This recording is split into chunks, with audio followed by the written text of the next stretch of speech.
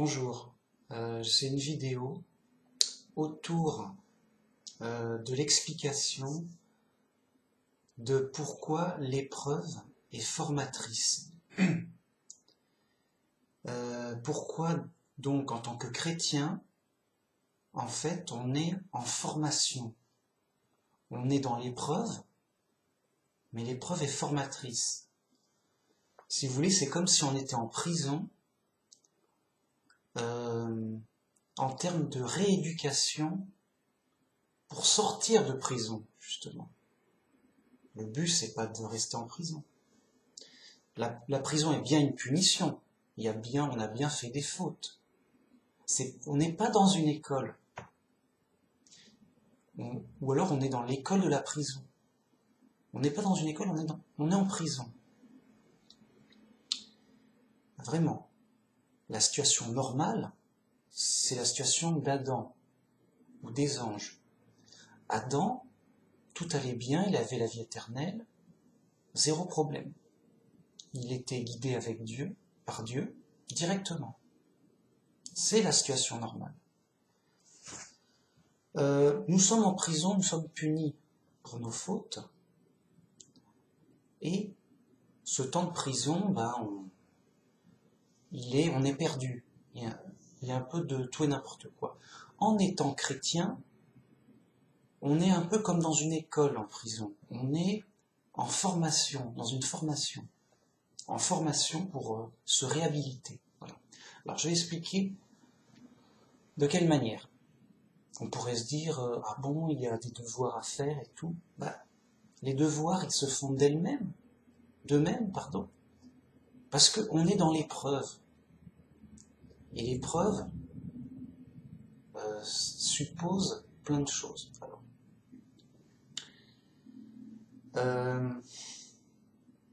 voilà. On est dans l'épreuve. L'épreuve nous enseigne plein de choses, forcément. Ou alors, c'est qu'on veut rien comprendre et qu'on cherche pas la vérité. Si on cherche la vérité, je veux dire, la réalité est là. Elle s'impose à nous, la réalité. La réalité, c'est quoi? C'est qu'on est perdu, on est mortel, on a besoin d'un sauveur. On est en prison, vraiment. Pour donner un exemple, les musulmans, ils disent non, nous on croit en Dieu, on n'a pas besoin de sauveur, c'est normal et tout. On va s'améliorer pour aller au paradis. Ok. Donc la situation est normale pour vous. Donc c'est normal, Dieu vous a mis dans le malheur dès le départ. Vous êtes perdu, aveugle et mortel. C'est normal. C'est pour que tu travailles à t'améliorer. Si on t'avait mis déjà dans une situation où tout va bien, pourquoi s'améliorer? Tout va bien déjà. Non, c'est gentil, c'est normal. Tu es dans le malheur. Mange ton bon malheur. Tu es perdu. Apprécie ton aveuglement. Tu es mortel. C'est pas une chance, ça. Tu vas bien mourir. Voilà. Et le musulman, tout content. Oui, je suis content. La vie est bien dure, c'est le malheur. Je souffre comme il faut. Je ne peux que m'améliorer. Ça peut pas être pire. Ça peut être pire. Mais il vise à s'améliorer avec ses petites forces. Alors, il va suivre tout un règlement juste de fou, compliqué, long, t'en vois pas le bout, quoi. Juste t'en vois pas le bout. Alors, il se met plein de contraintes et tout. On se demande s'il n'est pas en guerre permanente pour imposer ses points de vue aux autres. Voilà. En général, un musulman impose ses points de vue aux autres. L'islam, c'est contrainte en religion. Contrainte en religion. C'est, ils sont prisonniers. Ah, vraiment. Ah, mais vraiment. Ils sont prisonniers, tout contents d'être prisonniers et de faire des prisonniers. C'est-à-dire, pour eux, tu nais musulman et t'as pas le droit d'en sortir sous peine de mort. Ah, c'est la loi officielle en Arabie Saoudite. C'est la charia, enfin bon, je sais pas. Tout le monde le sait. qui impose sa religion, qui est intolérant, qui embête tout le monde? Je te le demande. Non, non. Mais le gars, il est dans un cadre fou, faussé, délirant. Il est antichrist, bon. Alors, le judaïsme, c'est pareil. C'est à une autre forme. Mais c'est le même truc. Hein. Ils sont antichrist pareil. Bon. Dur. Donc pour eux, c'est normal. Dieu t'a mis à la base tout neuf, tout innocent, tout neuf, tout propre, dans le malheur. Voilà, t'as des problèmes. Alors, mais pas le malheur complet, le malheur ordinaire. Des problèmes ordinaires. Quoi. Ça va, ça va. Bien. Tu es perdu, bon, bah tu commences ignorant, tout. On te raconte des choses et d'autres, ok. Puis tu entends plein de choses, bon, j'y crois pas, tout. Alors les musulmans, ils sont tout contents, tout fiers. Ah, nous ça va, on a de la chance. On est né directement prisonnier de l'islam. On n'a pas le choix, c'est bon. On est obligé de travailler pour s'améliorer et aller au paradis, c'est comme ça, on a de la chance, on a trop de chance. Ok. Bon, ils sont perdus les mecs. Ils entendent un truc, bon, bah on m'a dit ça, ok. D'accord. Et ils vont mourir. Sans compter tous les problèmes de la vie. Il est malade, il a un accident, on lui fait une injustice, il a des problèmes, il est pauvre, que c'est. Bon, tout ça, quoi. Et il est dans ce cadre et il dit c'est normal, c'est Dieu qui m'a mis là au départ. Et moi, avec mes petits bras et mes petites forces, avec mes petits yeux aveugles et ma petite cervelle limitée, comme tout humain, bon, eh ben je vais grappiller des grains de sable pour améliorer les choses, essayer d'aller au paradis. Une sorte de jeu, quoi. Un jeu concours, quoi. Un truc, bon, t'as rien, c'est vraiment terrible, mais tu vas jouer au jeu concours de Dieu. Et enfin, après, t'auras tout. Ah, c'est super. Mais alors, tu dois souffrir beaucoup avant. Hein. Sinon, c'est pas du jeu. Voilà, ils sont dans ce cadre-là. Tout est faux. Tout est faux. Enfin, c'est faux. Et donc, l'image de Dieu qu'ils ont, c'est un Dieu dur, méchant, enfin,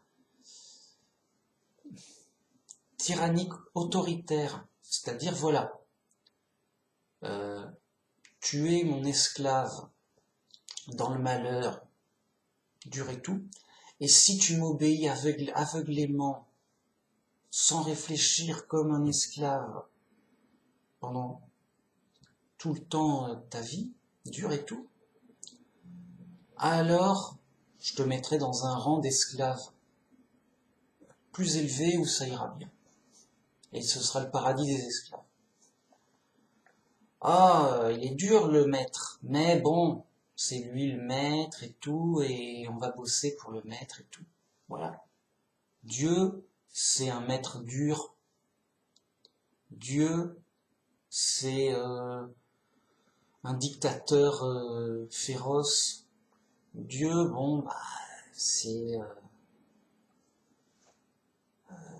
un maître d'esclaves. Difficile. Mais bon, il est assez juste. Si on travaille bien pour lui, on pourrait être tranquille. Après la mort et tout, ça va être dur. Là. Ils sont dans ce schéma-là. Donc, eux-mêmes, ils vont ressembler à l'image de leur Dieu. Quelqu'un de dur, un mercenaire, dur, sans pitié, quoi. Et je parle même pas des autres. Les autres, bah, les païens et autres, c'est pareil, c'est normal, tout est normal. Oui, bah, il faut bien mourir, c'est normal. C'est la vie, c'est normal. Tu souffres, c'est normal. C'est normal. Dans le sens, il n'y a pas de... C'est tout, c'est comme ça, il n'y a pas d'espoir. Si tu veux améliorer les choses, agite tes petits bras et construis-toi ton petit paradis brique par brique. Voilà, les fous. Les fous en action. Ils sont fous, ils agissent fous. Les autres sont à moitié fous. Ils se disent, bon, je vais me fabriquer mon paradis, mais dans la direction de Dieu.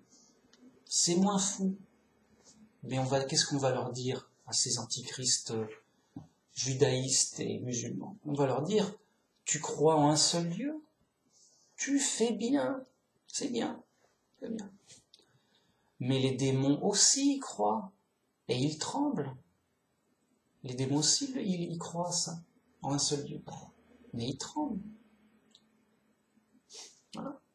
Eh bien, le judaïste ou le musulman, c'est comme un démon qui tremble. C'est-à-dire un démon qui est pas trop fou. Il tremble parce qu'il craint Dieu, ok. C'est déjà une bonne base.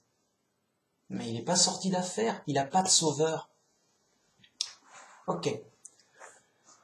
Alors pourquoi je lance ce sujet un peu comme ça et surtout pourquoi ce titre? Moi j'ai dit je vais parler du côté formateur de l'épreuve, de tout ce que ça nous apprend en tant que chrétiens surtout. Parce que les autres, ils n'ont plus rien à apprendre. Hein. Ah vraiment, je vois pas ce qu'ils pourraient apprendre. Si ce n'est de devenir chrétien et de comprendre les choses, mais on n'en est pas là. Hein. Non, je parle déjà pour les chrétiens. Non, vraiment, c'est les chrétiens qui sont formés. C'est les chrétiens qui sont en formation. L'épreuve est formatrice pour eux. Vous allez voir. Et donc, ça nous donnera accès à tous les trésors de la sagesse et de la science. C'est seulement, c'est ce que je viens de dire. Il y a que les chrétiens qui sont raisonnables, intelligents. Les autres, c'est des fous, ou à moitié fous. Vraiment, vraiment. Les mecs, ils ont... Voilà. Donc, les à moitié fous, ils ont un demi-espoir. Ils ont, bon, c'est normal, Dieu est méchant. Il nous a mis dans le malheur dès le début. Mais il n'est pas si méchant que ça. Si on travaille dur pour lui, on pourra être bien. Plus tard. Hein? Donc, ils sont à moitié fous. Bon, ça va pas les sauver, hein, mais c'est mieux que les fous. Il y a plus d'avantages. Bon, c'est un peu mieux, quoi. C'est mieux. Donc, je vais lire le verset qui m'a inspiré ça, parce que c'est un verset que souvent on lit et on ne sait pas trop quoi en faire, ça paraît sympathique mais bizarre, on dit oui, pourquoi pas, bon. Mais moi, ça m'a interpellé parce que je dis mais c'est super important. Tous les trésors de la sagesse et de la science. Tout. C'est un gros trésor fabuleux. Je vais lire, on verra. Colossiens 2.2. Afin qu'ils aient le cœur rempli de consolation, qu'ils soient unis dans l'amour et enrichis d'une pleine intelligence pour connaître le mystère de Dieu, savoir Christ, mystère dans lequel sont cachés tous les trésors de la sagesse et de la science. Je dis cela afin que personne ne vous trompe par des discours séduisants. On nous dit plein de choses dans ce verset.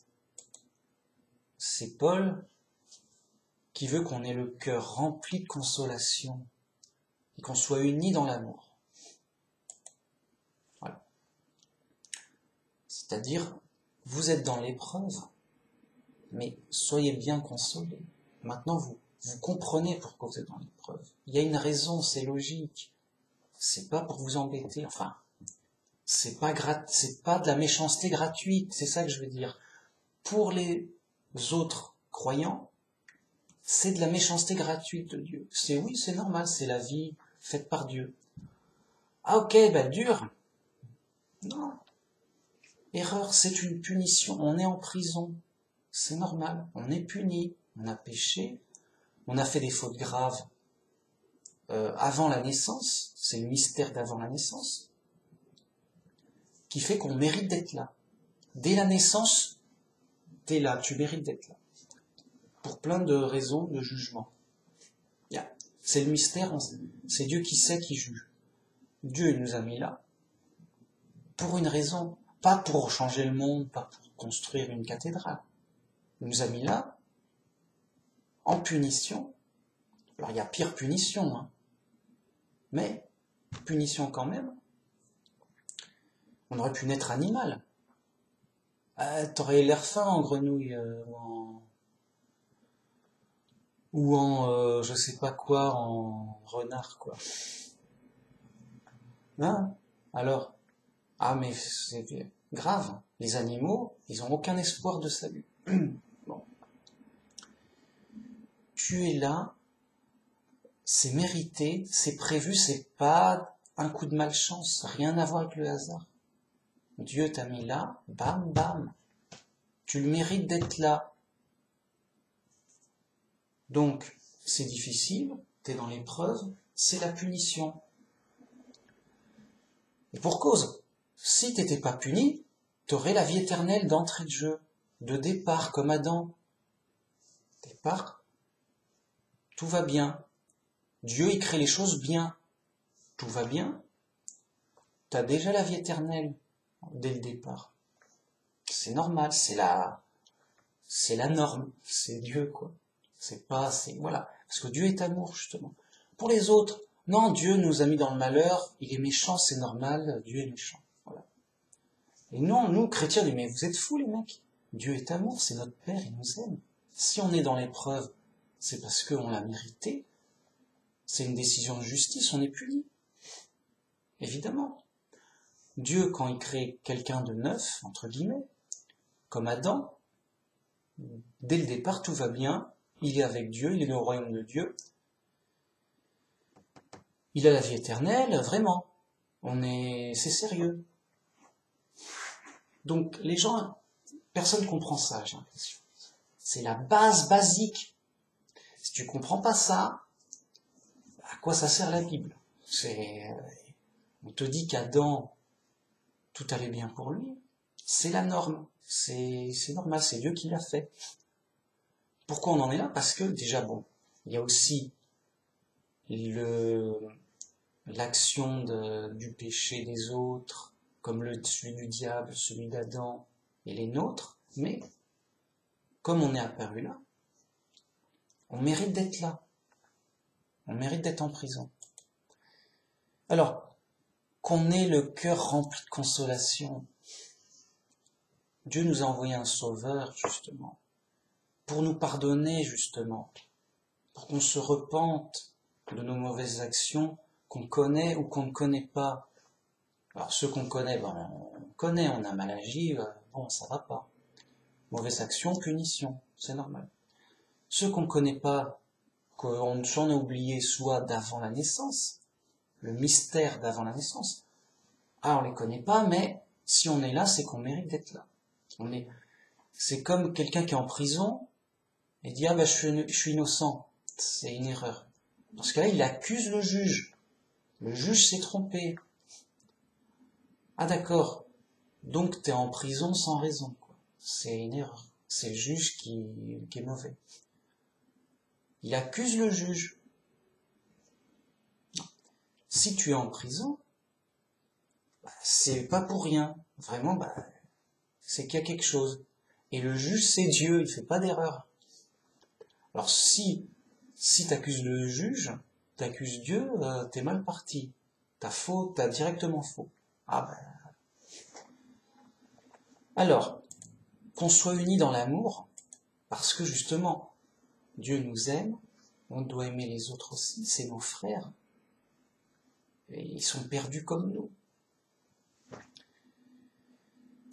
Et enrichis d'une pleine intelligence pour connaître le mystère de Dieu.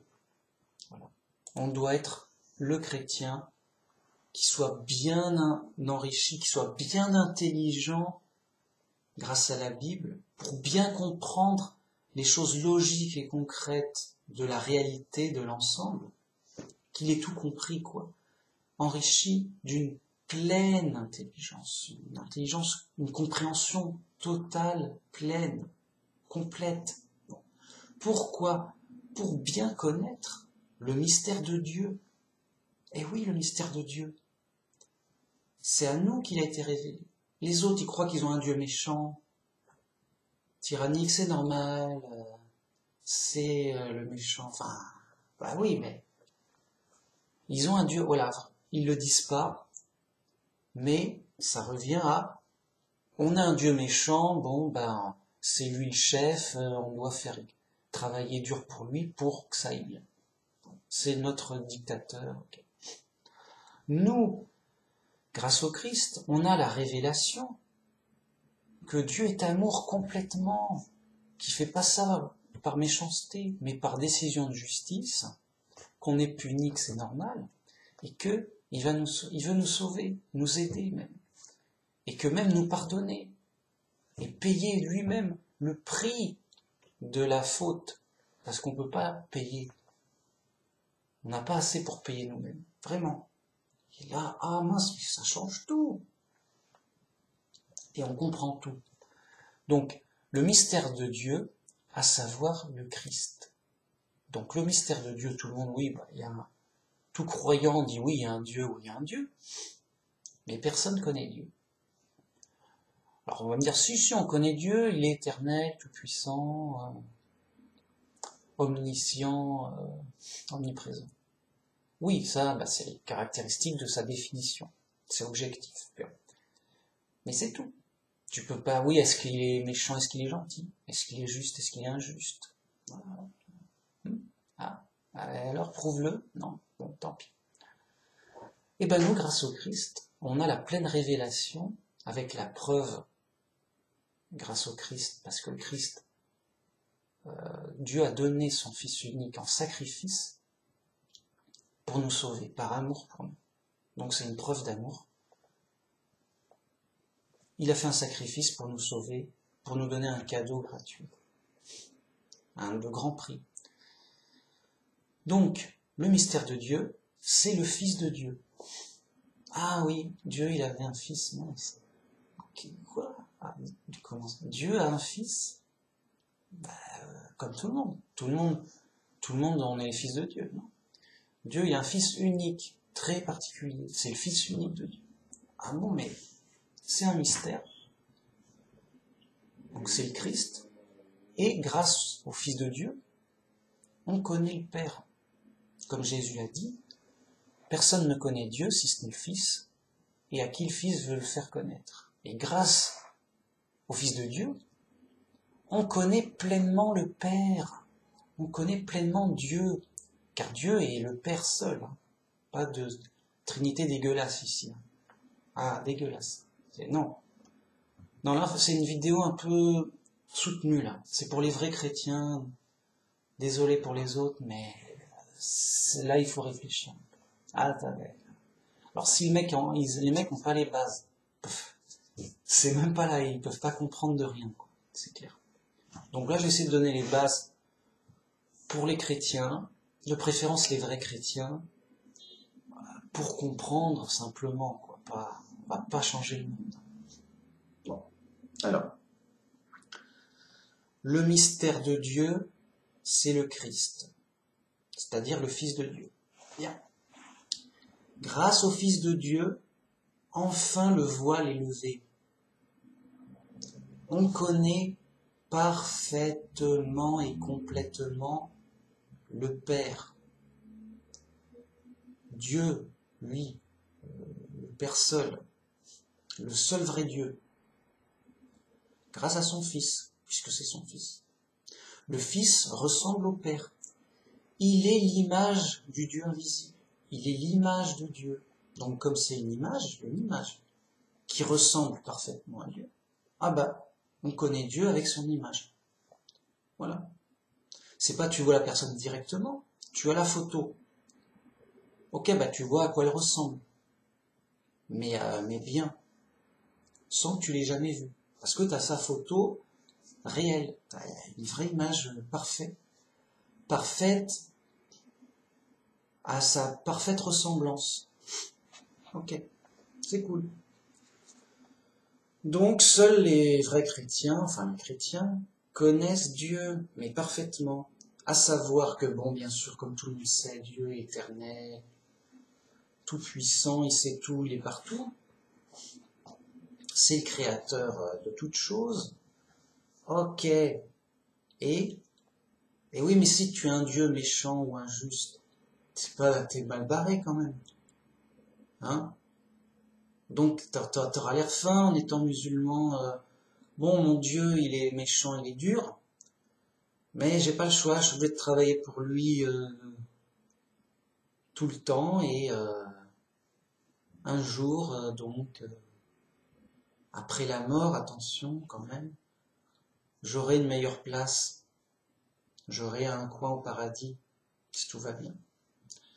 Voilà, les musulmans, comme les judaïstes, travaillent pour leur Dieu méchant, voilà. Ils croient en Dieu, comme les démons. Les démons aussi croient en un seul Dieu, voilà. Ils tremblent. Ah, j'espère que mon Dieu méchant va pas me mettre en enfer pour un oui ou pour un non. Oh là là, dur, dur. Nous, vrais chrétiens, on sait que Dieu nous aime, il veut nous sauver gratuitement. Qu'on croit en Dieu et en Jésus, vous serez sauvés. C'est Jésus qui a payé le prix de vos fautes. Oh mince, à la limite c'est trop beau, quoi. Un musulman ou un judaïste, non. Juste non, on ne peut pas, non. On ne peut pas supporter tant d'amour et de gentillesse. C'est pas notre Dieu. On le connaît pas. Vraiment. Très sérieusement, il rejette, non, c'est impossible, la tête, elle ne tient pas. On peut pas, c'est pas dans la tête, non, ils peuvent pas. Non. Alors certains peuvent, et deviennent chrétiens, et c'est génial, et tant mieux pour eux. Alors, l'épreuve est dure, parce que les musulmans sont très intolérants, ils vont les embêter, au minimum. Après, ça peut être grave, ils peuvent vraiment les frapper, ou les tuer, dur. Ah non, mais ils sont pas libres, les musulmans. Alors les judaïstes, pas vraiment non plus, hein, ça dépend où, mais après, il y a des musulmans plus ou moins intelligents et tolérants, ça existe, surtout dans les pays non musulmans. Ah, dès que t'es dans un pays musulman, bon, faut pas trop en demander. Dans les pays libres, bon, ils sont obligés de se modérer, d'être à l'ambiance, voilà, plus tolérante, plus chrétien. Ils sont obligés de se christianiser un petit peu, sinon ils sont pas tolérés. Enfin, sinon on voit tout de suite, ah ben encore des extrémistes. J'arrête là, c'est pas la peine. Bon, c'est pas caché, hein. C'est vraiment, bon, enfin, tout le monde le sait ou devrait le savoir en tout cas. Alors, les gens sont fous, c'est pour ça qu'ils le savent pas forcément. Alors, le chrétien connaît Dieu grâce à son mystère, qui est le Fils de Dieu. Pourquoi?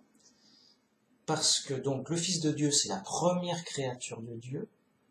Je vais répéter Colossiens, je sais plus 15 quelque chose.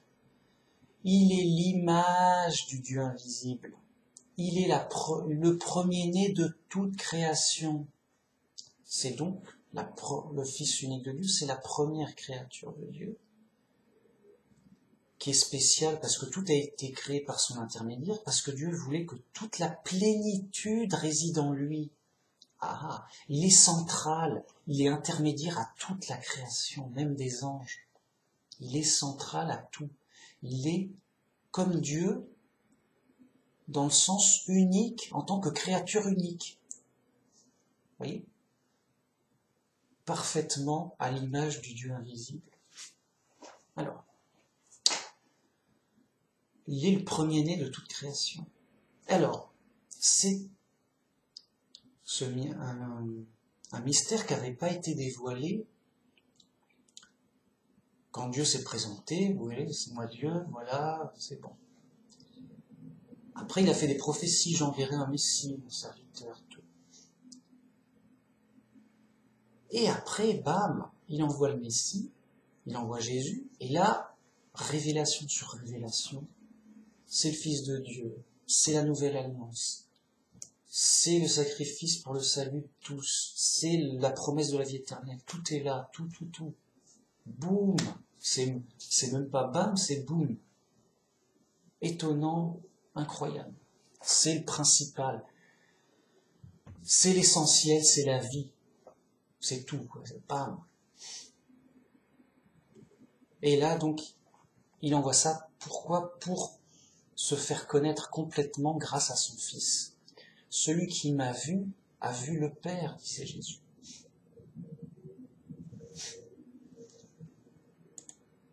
Je continue. Mystère dans lequel sont cachés tous les trésors de la sagesse et de la science. Il y a tout, il y a tout, il y a tout. Tout ce qui est en termes de trésors, de valeur, de qualité, de choses bénéfiques, de trésors de sagesse et de science. Pourquoi? Eh bien c'est simple, Dieu a voulu que toute la plénitude réside en lui. Il est un peu une sorte de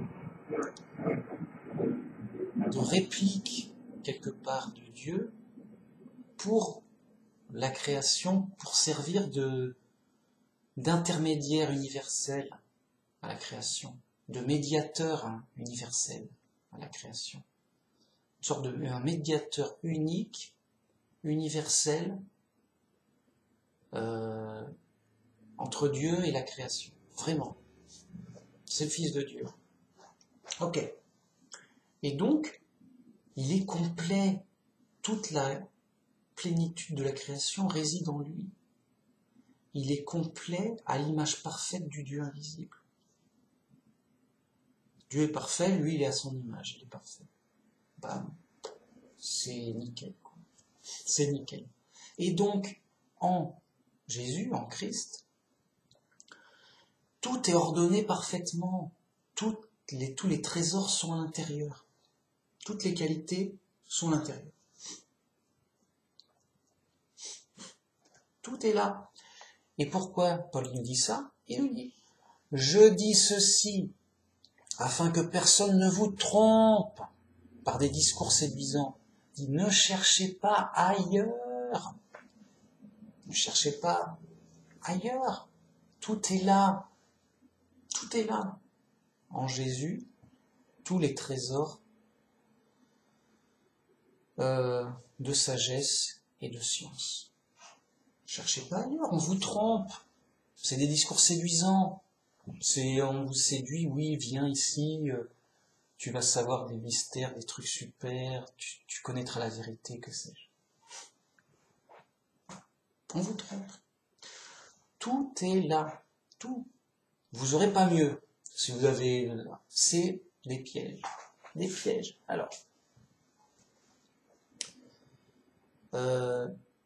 C'est quoi ces trésors de sagesse et de science? Alors, la sagesse, c'est une qualité de l'esprit. Pour la logique, le bon sens. Le contraire, c'est la folie. Les gens sont fous. Grâce au Christ, ils sont guéris de la folie. Ils deviennent sages. La tête, elle fonctionne bien maintenant. Normalement, elle devient pleine de bon sens. Les autres croient avoir du bon sens. Et ils en ont un peu, sûrement, c'est bien. Mais un peu. Le reste, c'est de la folie. Oh, j'ai 2% de bon sens. Quelle chance. Ouais, mais ça veut dire que tu as 99% de folie. Grâce au Christ, tu peux essayer d'atteindre le plus possible les 100% de sagesse. Et d'avoir le moins possible de folie. Ça guérit de la folie. Le bon sens, la logique. Ton cerveau, il redevient logique. Les autres, ça tourne en vrille. Voilà, c'est moche. Vraiment. Toute la sagesse est dans le Christ. Tous les trésors de science. La science, c'est quoi? C'est la vraie connaissance vérifiée, prouvée. C'est pas des hypothèses. C'est pas des estimations. C'est pas, ça m'a l'air vrai, peut-être que c'est vrai. Non, zéro. La science, c'est 100% vrai. Oui, c'est vrai, c'est sûr et certain, c'est prouvé, c'est vérifié, c'est reprouvé, c'est revérifié. C'est du solide, c'est de la vérité solide. Pas parce que c'est mon professeur Maboul qui me l'a dit. C'est mieux, mais professeur Maboul, il se trompe peut-être. Non, c'est vrai parce que je l'ai vérifié plusieurs fois, parce que je l'ai prouvé ou vu les preuves plusieurs fois. J'en ai testé la solidité. Pas parce que professeur Maboul m'a dit la vérité. Les gens sont fous. Ils savent même pas ce que c'est que la sagesse et la science. Vraiment. Enfin, moi, c'est l'impression que j'en ai. Donc, attention, on est chez les fous. On est dans les preuves. Les gens sont aveugles. L'ignorance est la norme. Donc, la sagesse, c'est ça. La science, c'est ça. C'est super. Et ben, tous ces trésors d'esprit, parce que c'est des qualités d'esprit, c'est des trésors d'esprit. C'est pas, voilà. Tous ces trésors d'esprit sont là. Et on peut en profiter. Sont là en Jésus. Et on peut en profiter. Comment? C'est simple. Avec son exemple, son enseignement, on voit ce qu'il fait. On entend ce qu'il dit. On regarde, on voit. C'est formateur. Ah voilà, la sagesse a fait ceci. La sagesse a dit cela. C'est la sagesse qui parle. C'est Jésus qui a parlé. La science fait cela. La science a dit ceci. C'est Jésus qui parle et qui fait. Jésus, c'est la sagesse et la science. Point barre. Alors on va me dire, oui, non, Jésus, c'était pas un scientifique. Non, je suis pas d'accord. Jésus, c'est... Mais Jésus, il est pas là pour construire une voiture. Jésus, son boulot, c'est quoi? C'est pas de te construire un iPhone, une montre, un gadget. C'est pas de faire une fusée, Jésus. Son boulot, ça, c'est pour les bricoleurs du dimanche. Ça n'a pas d'intérêt. C'est pas un scientifique comme les nôtres, à moitié fou. Non. Là, c'est un scientifique de l'essentiel, de ce qui sauve la vie. Là, on est en prison, on est en danger.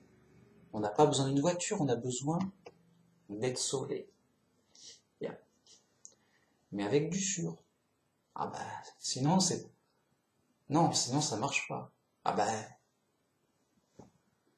Et donc, tous les trésors sont là. Bien. Comment en profiter?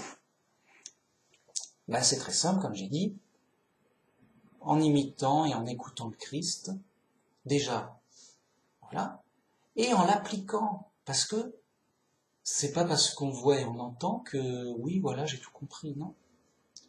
Déjà, il faut y croire, c'est pas forcément évident, on y croit, après on l'applique, et dans sa vie, on voit ce que ça donne. On se forme, c'est formateur. Et on est dans l'épreuve. Et l'épreuve nous sert de brouillon. On est en formation. On est des apprentis de Jésus. Des disciples de Jésus. Et donc, en apprentissage pour notre réhabilitation, on essaye, on se travaille, on s'essaye à suivre, à imiter Jésus et à suivre ses commandements. Okay. C'est ça. On va me dire, c'est simple, c'est le travail du chrétien, il suit Jésus. Voilà, parce qu'il ne nous dit pas ça pour nous embêter, c'est pour nous former, nous apprendre la réalité. Qu'est-ce que nous montre Jésus? Quoi? Il nous montre quelque chose d'étrange. Qu'est-ce qu'il nous montre? Il nous montre un Messie banal, ordinaire, juste, quelqu'un de normal, un pauvre quelconque. Ah. Et il est chassé, il est rejeté par les puissants et le pouvoir. Ah, bon, ok. Et il nous enseigne à être humble, à pardonner les coups, à ne pas se défendre et à faire comme lui. Ah bon? Et ensuite, ça finit comment? Il se fait tuer. Quoi? Et c'est ça, tous les trésors de la sagesse. Moi, je croyais que ça aurait été comme dans un film, un héros. Au début, c'est pas facile, le méchant et tout, machin, il domine la population. Le héros, il s'énerve, dit bon, allez, on va s'organiser, on va travailler, on va s'entraîner.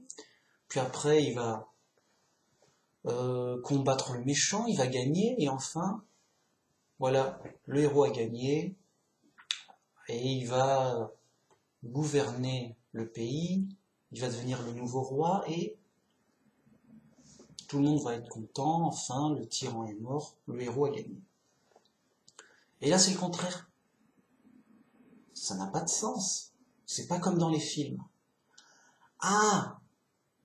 C'est pas comme dans les films du monde. C'est pas la même chose que la nourriture du monde. C'est pas l'enseignement du monde. Le monde aveugle. Il est fou, quoi. Ok. Ah c'est différent, ouais. C'est très différent.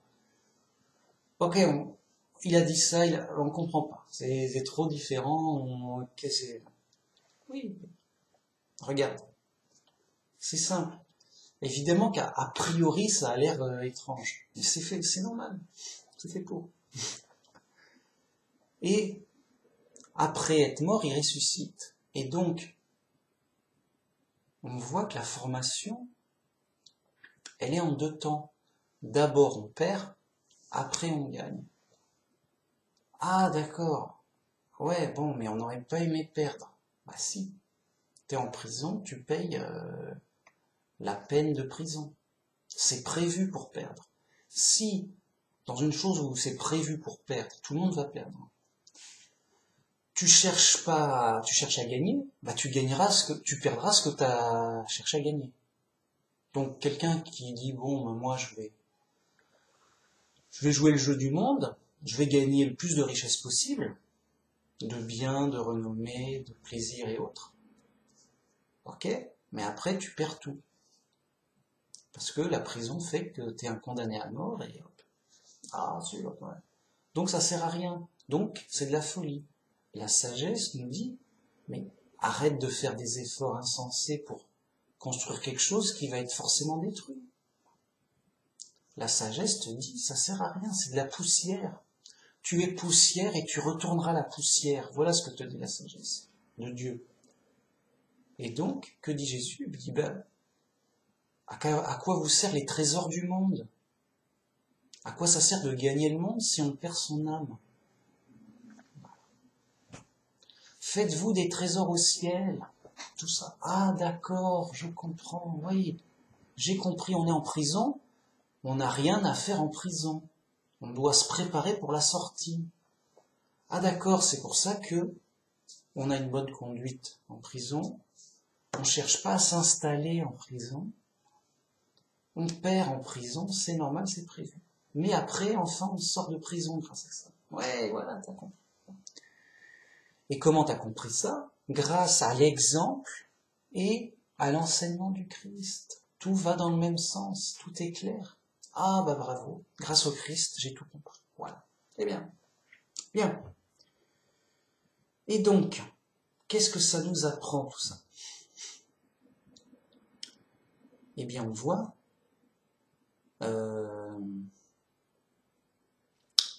comment dire, qu'est-ce que ça nous apprend sur Dieu? J'avais fait une vidéo où j'ai dit, voilà, Dieu est unique, il est le seul à être Dieu. Alors, tout le monde va dire, oui, oui, tu nous embêtes. Oui. Il est le seul à avoir ces 4 caractéristiques objectives. Il est le seul à être éternel, tout-puissant, omniscient. Oui, oui, oui, tout le monde est d'accord. Mais, justement, c'est le seul. C'est-à-dire que tout le reste ne l'est pas du tout. Et les fous, c'est quoi leur folie principale? C'est de vouloir être comme Dieu, comme ce qu'ils ne seront jamais. Et les fous, ils veulent être tout puissants, je veux être de plus en plus puissant.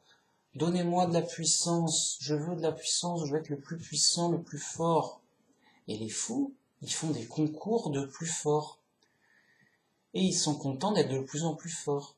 Et leur rêve, c'est, ah, je suis le plus fort du monde. C'est moi le plus fort, c'est moi, entre guillemets, le Dieu du monde, entre guillemets. Voilà. Les fous, qu'est-ce qu'ils veulent d'autre? Moi, je veux être le plus intelligent, je veux être celui qui sait le plus de choses et tout. Je veux être celui qui le plus aimé, le plus adoré, celui qui change le monde en paradis. Regardez toutes les belles choses que j'ai faites dans le monde. J'ai construit ceci, j'ai construit cela, grâce à moi ceci, grâce à moi cela. Et il se glorifie dans le monde le plus possible. Et ils veulent vivre le plus longtemps possible. Tout ça. Ils ont un rêve de folie pour être Dieu. Et ça ressemble au péché originel. Vous ne mourrez pas, vous serez comme des dieux. On veut être comme Dieu. Mais, dans l'aspect, le remplacer ou être glorifié comme Dieu, quoi. Et donc, les fous cherchent la puissance, la richesse, la force. Et là, qu'est-ce que nous montre Jésus? Il nous montre, venez, on va sortir de là. Par la faiblesse, par l'humilité, c'est formateur pour bien comprendre qu'en fait, seul Dieu est tout puissant. T'as pas à être aussi puissant que Dieu, ça n'a pas de sens. C'est, ah voilà, regardez, j'ai bien travaillé, je suis aussi puissant que Dieu. C'est du boulot. Ça n'a juste pas de sens, regarde. En fait, on sera faible pour l'éternité. Pourquoi? Parce que même quand on sera des anges, on sera bien plus fort qu'un humain, évidemment. Ça n'a pas de... Mais on sera toujours très faible par rapport à Dieu. Un ange, c'est extrêmement puissant et fort. Tu mets tous les anges qui existent dans l'univers, Dieu, il est plus fort. Voilà. Oui. Donc, ça n'a pas de sens. Dieu, voilà, sera toujours le plus fort. Donc, qu'est-ce qu'on apprend? On apprend la réalité. L'orgueil et la folie nous gonflent la tête pour que justement on se fasse nous-mêmes Dieu. Et Jésus disait non. Jésus dit non. Pour guérir de cette folie, de cet orgueil qui vient du diable, parce que le diable veut être comme Dieu, veut être se glorifier lui-même. Eh ben en fait non, c'est l'inverse. Il faut s'humilier devant Dieu. Et c'est Dieu qui dit humiliez-vous devant Dieu. C'est plutôt un prophète, je sais plus, mais humiliez-vous jusque dans la poussière devant Dieu. Voilà. Et donc, pourquoi? Parce qu'on sera toujours humble, toujours des enfants. Dieu sera toujours notre Père, éternellement. Dieu sera éternellement Dieu, Et nous serons éternellement l'opposé de Dieu en termes de caractéristiques. C'est-à-dire, on sera toujours faible. Non, ce qu'il faut ressembler en Dieu, c'est ses qualités d'esprit. Soyez parfaits comme Dieu est parfait, non pas en termes de force et de puissance, mais en termes de qualité d'esprit et donc d'amour, principalement. Et c'est ça que nous enseigne Jésus, et c'est en ça qu'il est l'image de Dieu.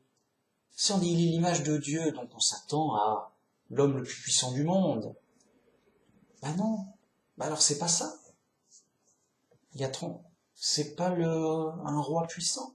Non, regarde, non. Ah. Ben alors, qu'est-ce qu'il fait? Ben, il nous montre qu'il ressemble à Dieu par les qualités d'esprit.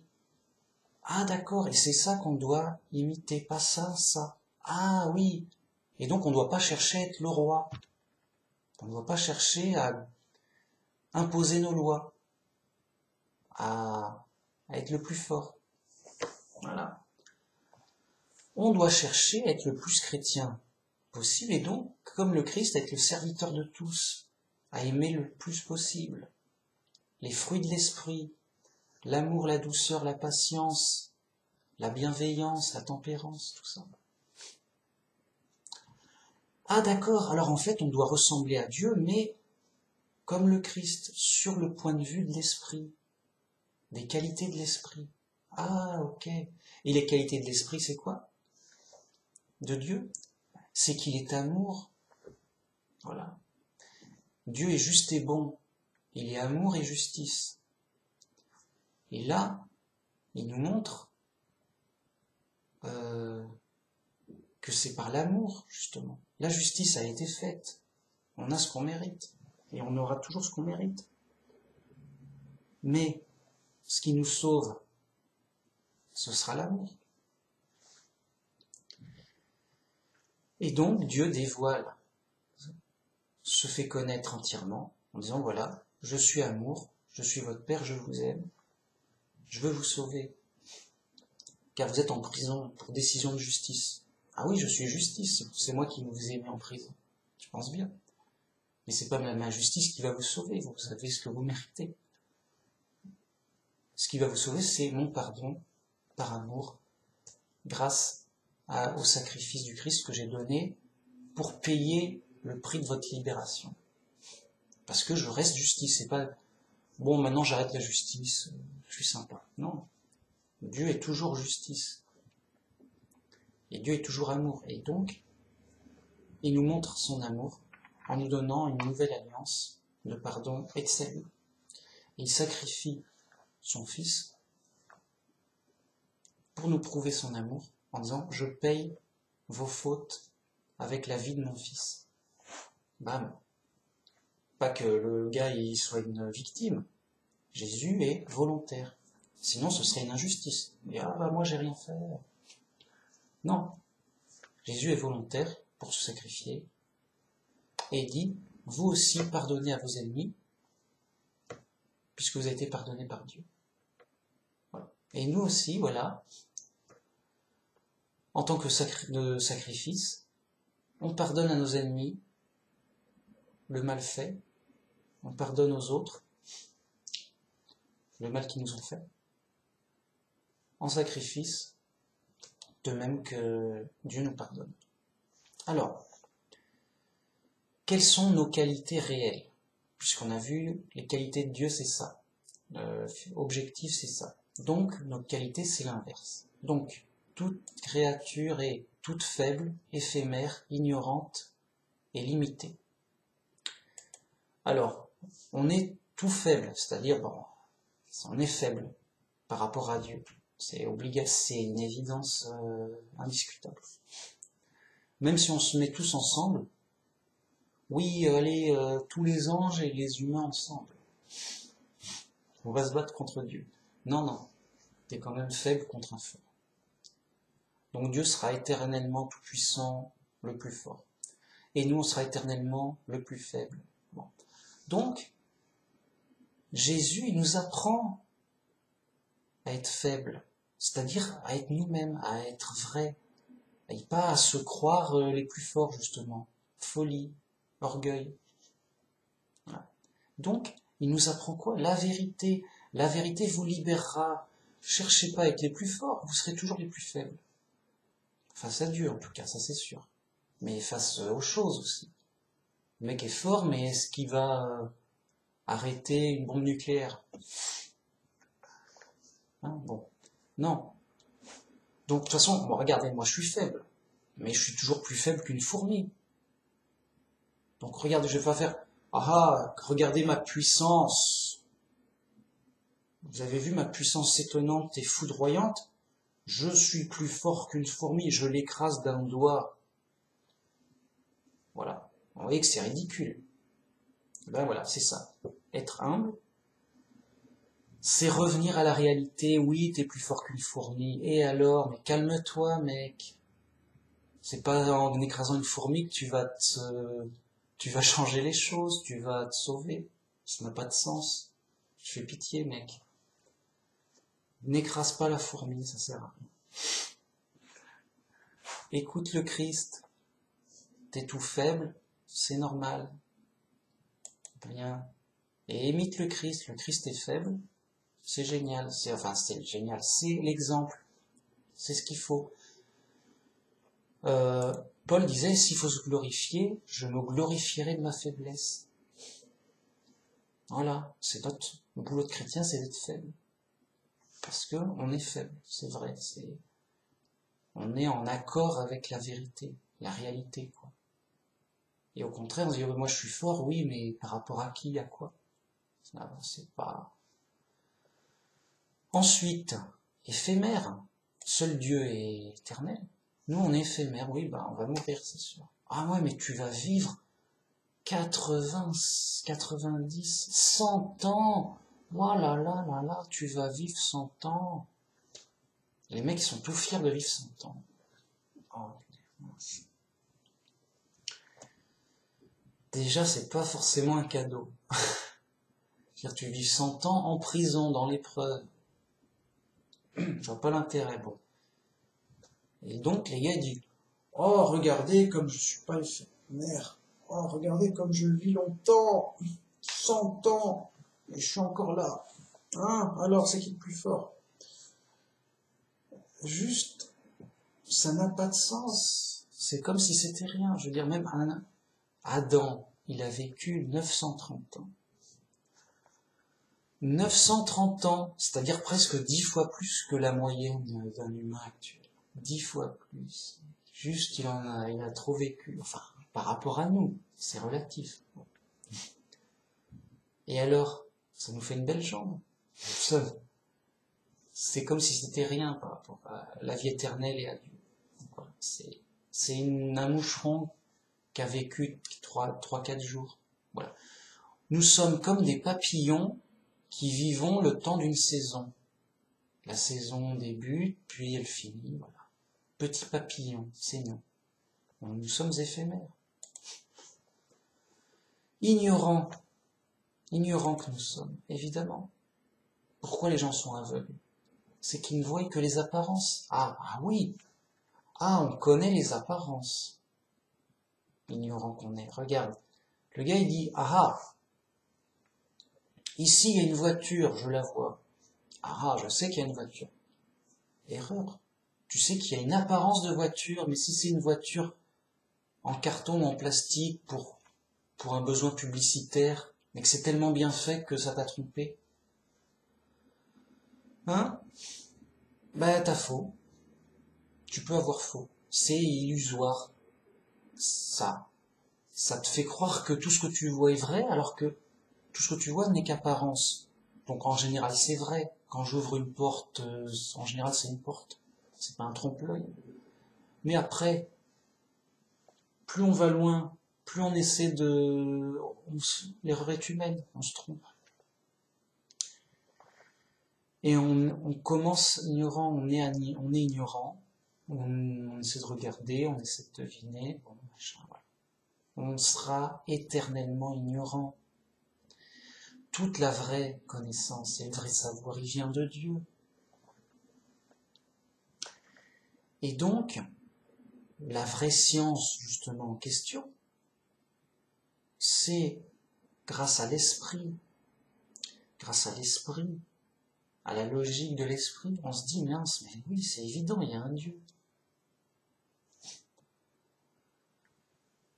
Et donc,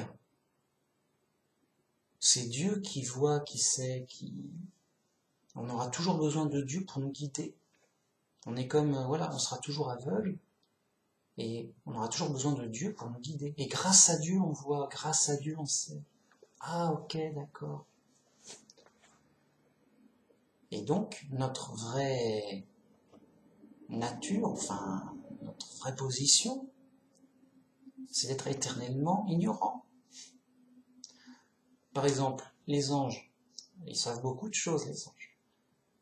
Les anges, sans Dieu, ils meurent déjà, hein, c'est clair. Bon. Ils sont pas plus forts que Dieu, on le sait, bon, c'est sûr. Comment dire, il y a des choses que les anges ne savent pas et que Dieu sait, évidemment. Ça va de soi.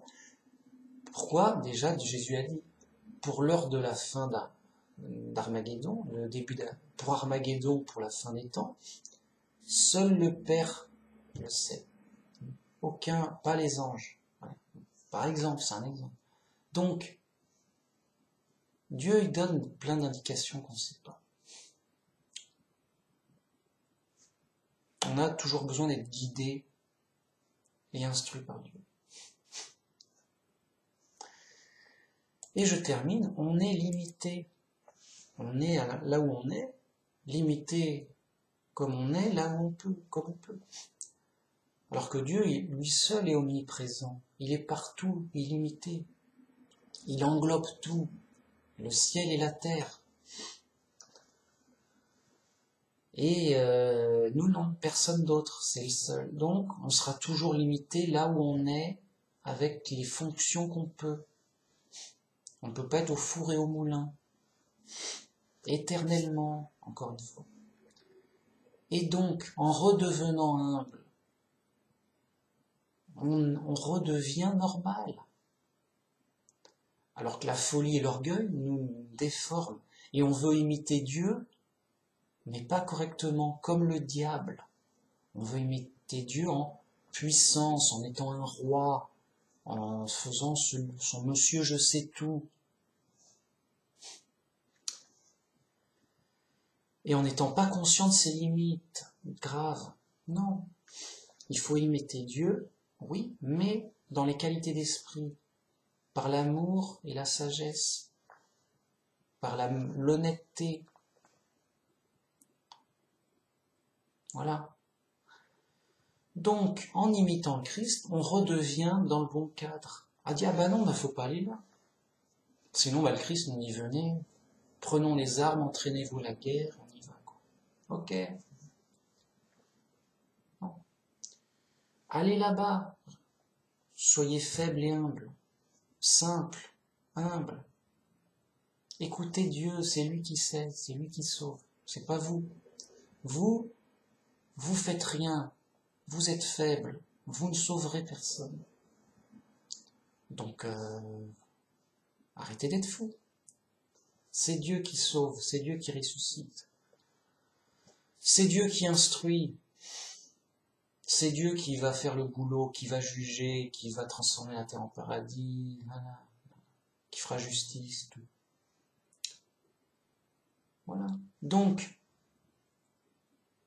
nous, on imite Dieu, et hop, on est guéri, on comprend tout, et on profite de tous les trésors de la sagesse et de la science donnés par l'intermédiaire de Jésus. Parce que tout ça, c'est dans Jésus.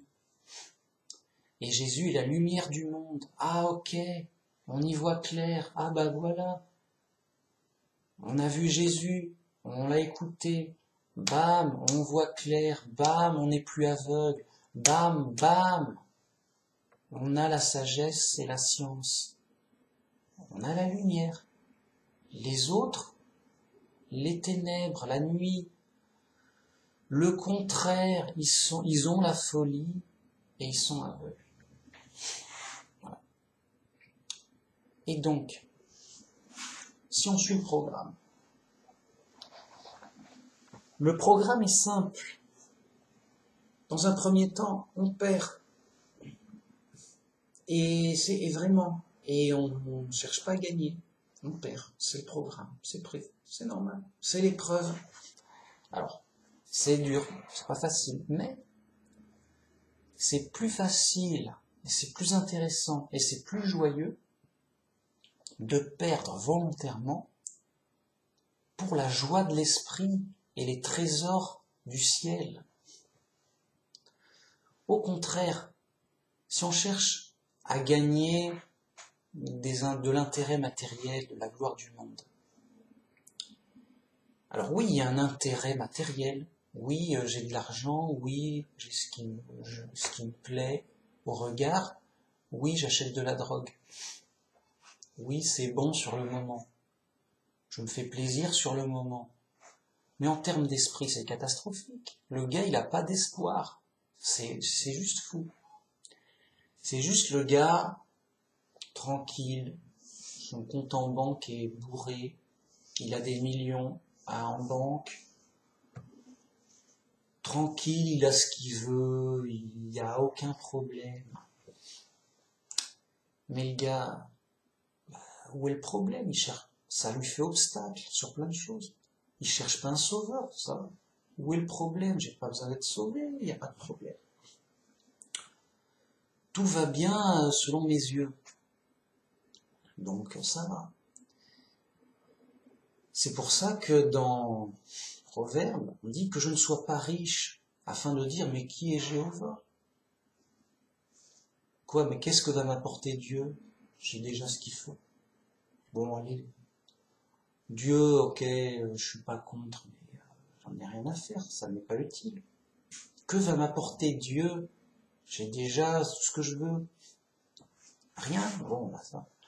Ah, ok, Dieu va m'apporter quelque chose après la mort. Bah, on verra après la mort. Ok, moi je suis pas contre. Voilà, enfin, il est dans ses délires de folie. Et donc il cherche pas Dieu. Mais cette situation, elle est riche en apparence, pour les yeux du monde, la gloire du monde. Mais à l'intérieur de lui, c'est les ténèbres, c'est catastrophique. C'est le gars, il n'a pas l'espoir et l'assurance du salut. Le gars, il est dans une situation où il a tout ce qu'il veut, mais il n'a pas d'espoir après. Sa vie n'a pas de sens et d'espoir.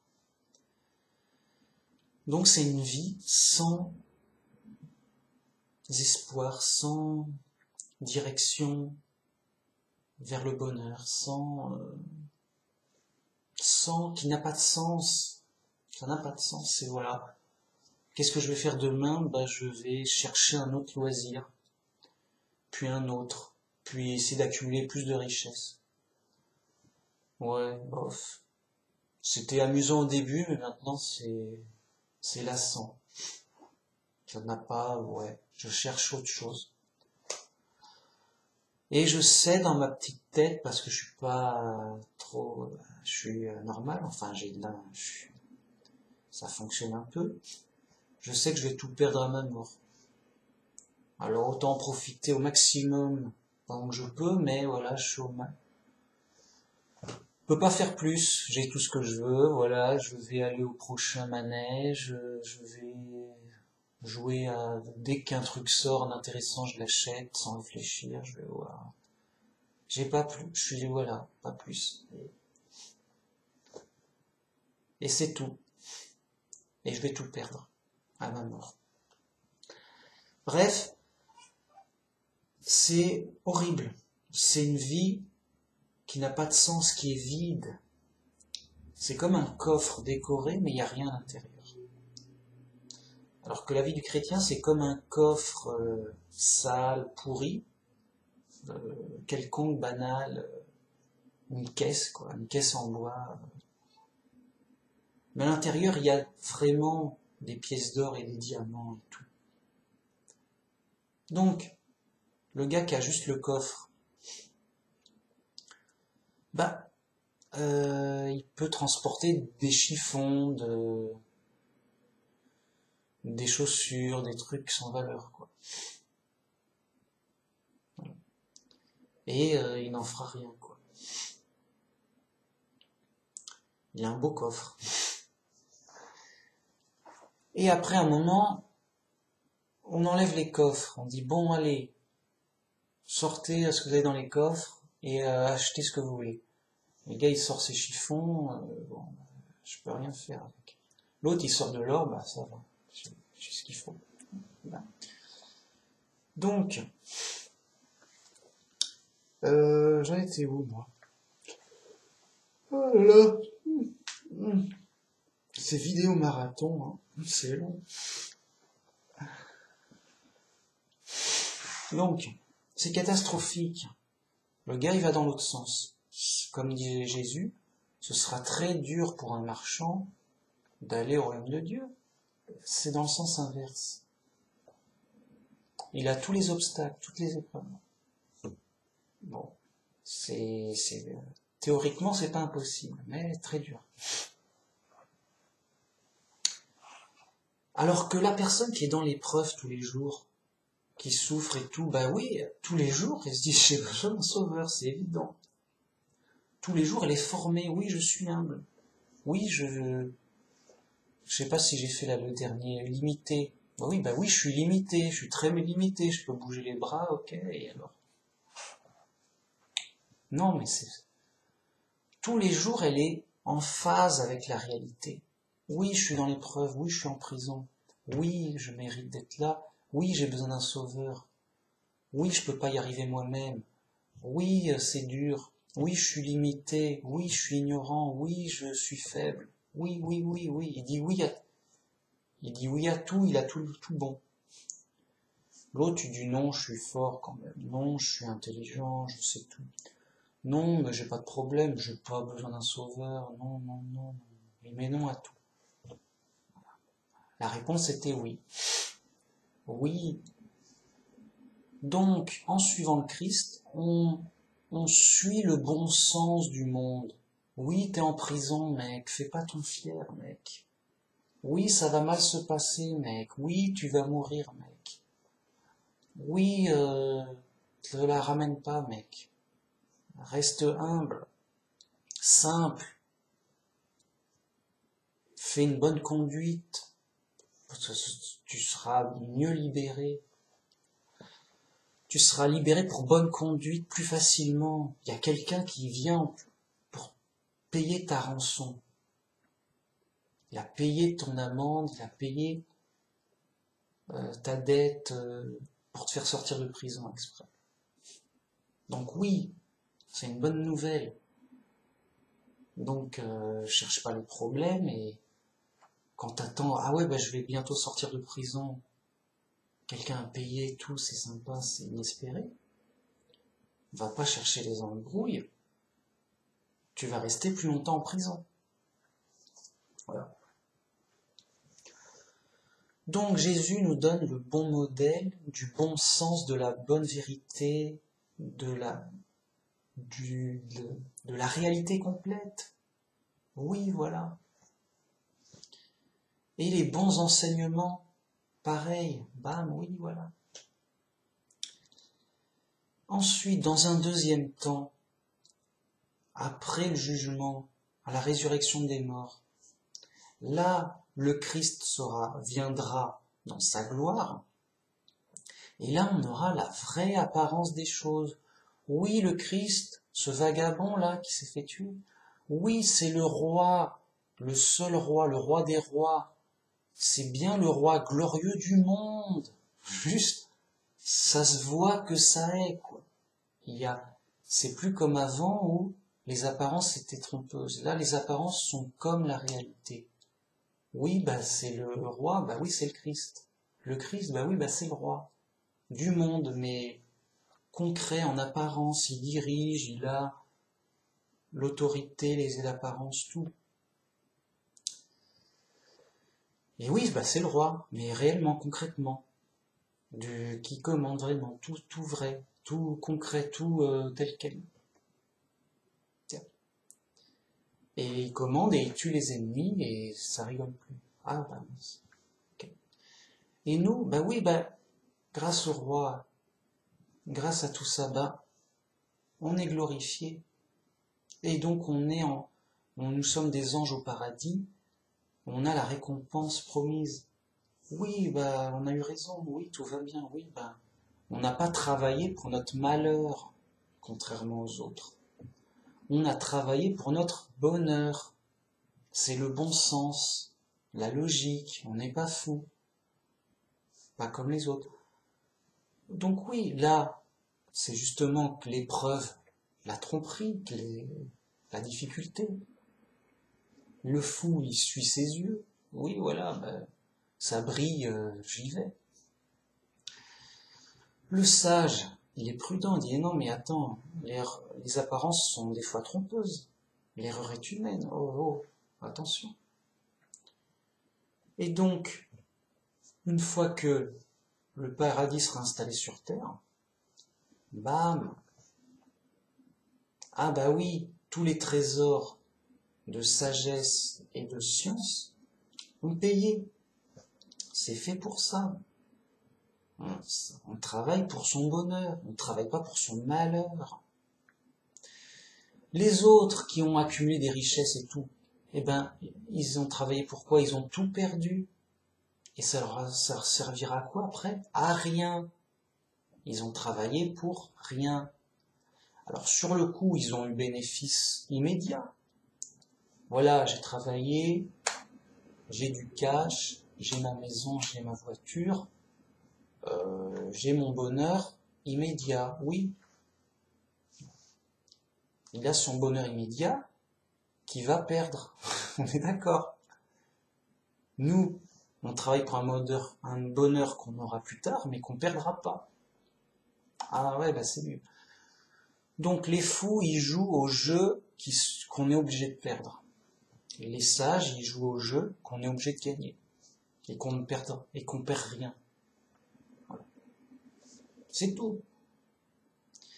Là, la sagesse, là, la science. Bam, bam. Et pourquoi? Parce qu'on est chrétien, grâce à Jésus. Parce que Jésus a en lui toute la plénitude, il a tous les trésors de sagesse et de vérité et de science. C'est du tout bon, on peut pas se tromper, c'est gagnant à tous les coups, mec. C'est du hockey, c'est tout est gagné. Qui triomphe du monde? De l'épreuve du monde. Ah, elle est dure cette épreuve. On est dans l'épreuve. On souffre. Tout est trompeur. Qui triomphe de ça? Qui triomphe du monde, si ce n'est celui qui croit en Jésus, le Fils de Dieu? Bam, on a gagné. Grâce à qui? Grâce à Jésus. Voilà. Donc, l'épreuve est formatrice. Tous les jours, on gagne en sagesse et en science. On se forme à la vérité. L'illusion, elle ne marche plus. On voit comme en plein jour. Ça va. J'ai compris. Je suis pas fou. On se forme à la vérité. Non, mais ça c'est vrai. Ça c'est à moitié vrai. Ça c'est faux. Ça c'est à moitié faux. On sait jauger les choses plus clairement. On cherche des preuves. Ok, ça c'est logique. Avec telle preuve, c'est vrai. On compare, on regarde. Et donc, dans cette épreuve, on est formé, Dieu nous forme l'esprit pour ressembler au Christ, pour avoir les qualités d'esprit, afin d'être parfait comme Dieu en amour et en justice. Un chrétien, comme disait le Christ, vous reconnaîtrez mes disciples parce qu'ils aient de l'amour entre eux. Donc, le plus important, c'est l'amour. Et un chrétien, il est honnête, forcément. On ne peut pas dire j'aime mon voisin, mais je le frappe quand même s'il m'embête un peu, quoi.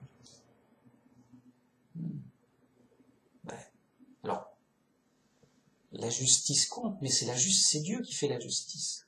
Et justement, pour que ce soit super clair, qu'il n'y ait pas d'ambiguïté, Jésus, il dit, ne rendez pas le mal pour le mal, ne faites pas justice. Si ton ennemi te frappe, montre-lui l'autre joue. Ne te défends pas. Voilà. Ne fais pas justice pour que ce soit sûr et clair. Donc qui va faire justice? C'est les autorités. C'est César. De toute façon, t'as pas le choix, ça. C'est lui qui fait la loi et la police. Tu vas pas dire non, je suis fait. Non, ça n'a pas de sens. C'est lui qui le fait de fait, déjà. Nous, on ne doit pas faire justice.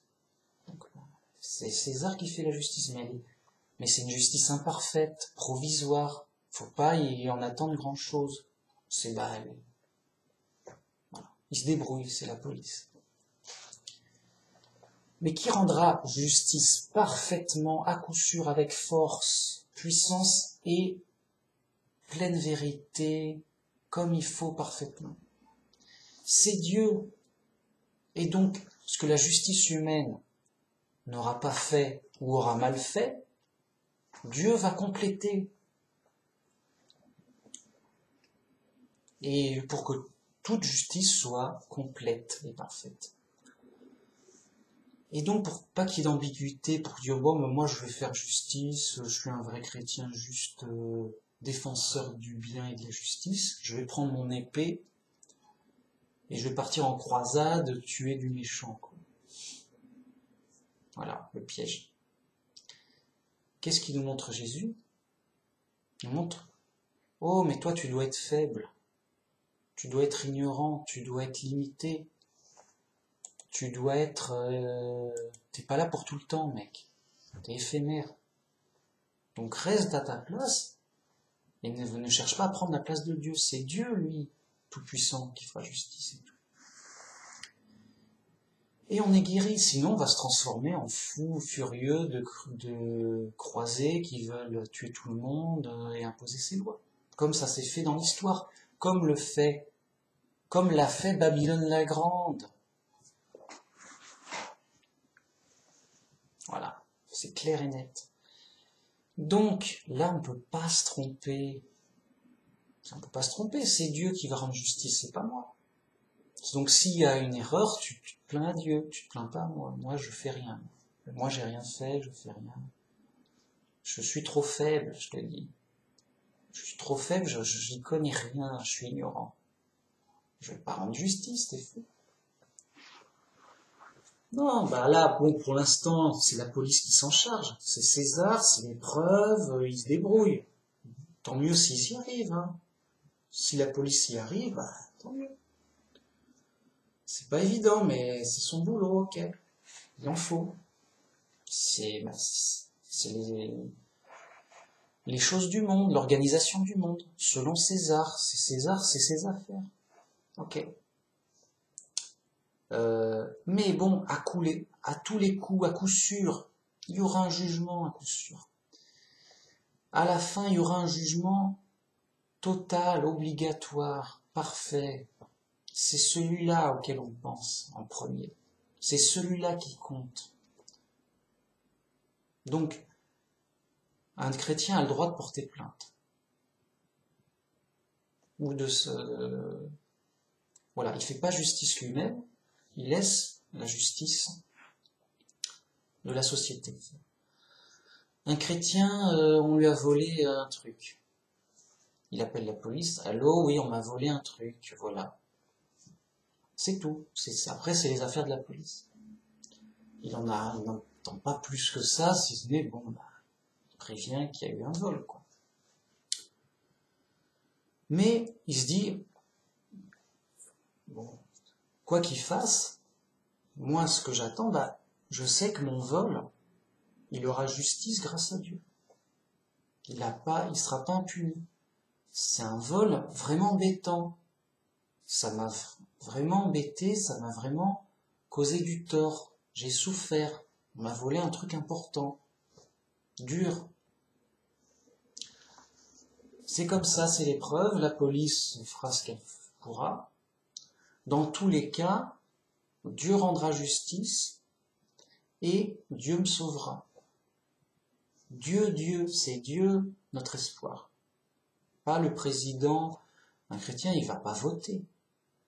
Ça n'a pas de sens.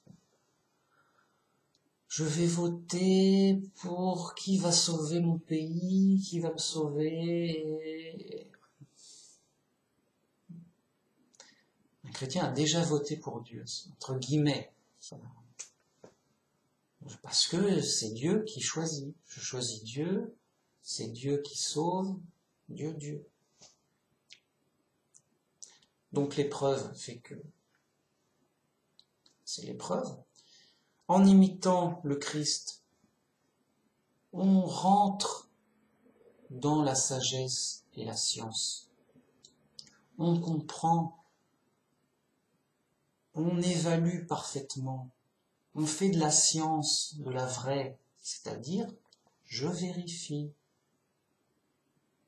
je cherche des preuves, je ne suis pas dans les rumeurs, je ne suis pas dans beaucoup de gens ont dit ça, tel grand groupe a dit ça, c'est bien. Mais moi je veux savoir, je veux vérifier. Sinon je ne sais pas. Et donc, on fait de la science. Oui. On veut savoir, autant qu'on peut en tout cas. Et dans l'épreuve, c'est formateur. À un moment, on se dit, bon, les choses sont logiques quand même. Attends, alors donc, les choses ont un sens, il y a un fonctionnement. On ne peut pas dire et faire n'importe quoi.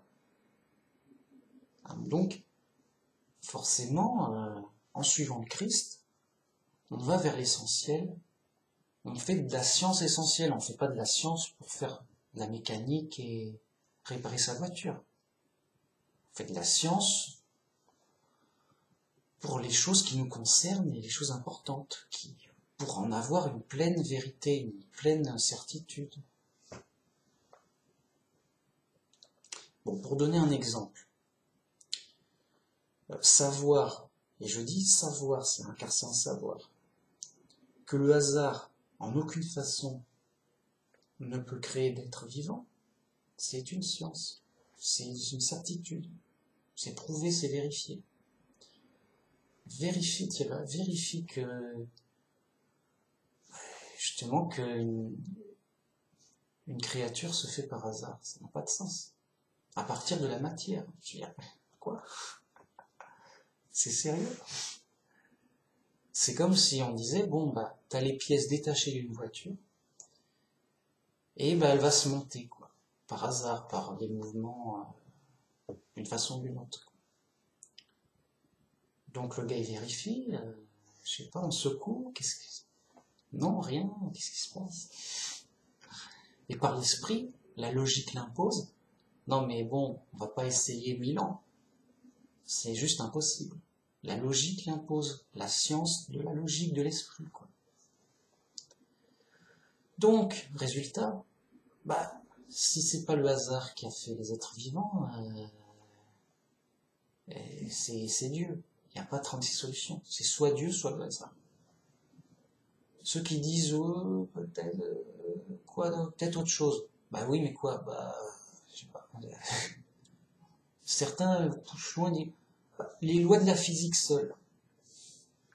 Donc, en fait, le gars dit, tu veux que ce soit plus dur.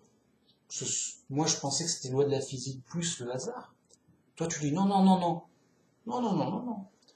C'est les lois de la physique seules. T'as pas besoin du hasard. Ça se fait tout seul, les êtres vivants. T'as juste... Et donc, ça revient à... T'as les composants de la voiture, ne secoue pas, ne touche à rien, ça va se faire tout seul. Mais comment, c'est pas... Mécaniquement, les lois de la physique, ça va s'auto-monter, et t'as ta voiture. Non, t'es fou. C'est encore plus fou que de croire que ça va se faire peut-être par hasard.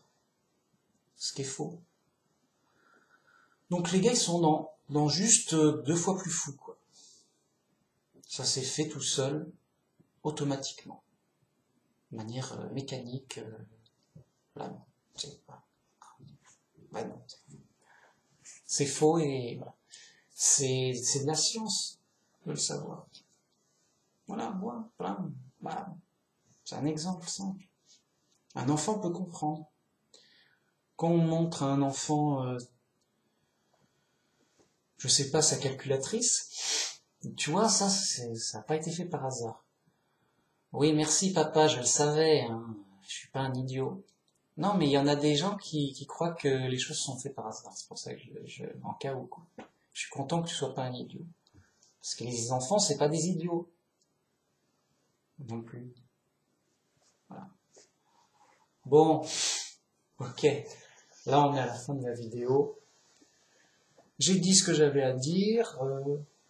Moi, ça m'intéresse. Je veux dire, quand j'ai lu ça, je me suis dit, bon, mais c'est sérieux, quoi. Le mystère de Dieu est complètement dans le Christ. Tout ce qui est mystérieux, toutes les choses cachées sont dans le Christ. Toutes les choses de vérité intéressante, de sagesse et de science. Donc. Et ben c'est dit. Mystère dans lequel sont cachés tous les trésors de la sagesse et de la science. Et Paul dit, je vous dis cela pour que personne ne vous trompe. Par exemple avec la théorie de l'évolution. Il dit, viens faire de la science. Il y a des professeurs, des scientifiques en biologie, en génétique, mec. Ils vont tout expliquer les mystères de la vie, mec. Tu as été fait par hasard, mec. Yo, mec. Alors, le chrétien du monde, il a la tête qui tourne. Mince, les scientifiques, avec leurs ordinateurs, avec leur super microscope électronique, bac plus 1000, ils sont tous d'accord. Bon, la Genèse est fausse. C'était symbolique. Allez, c'est vrai, mais de manière poétique. Ils m'ont séduit, ils m'ont convaincu. On a été fait par hasard. C'est prouvé, super.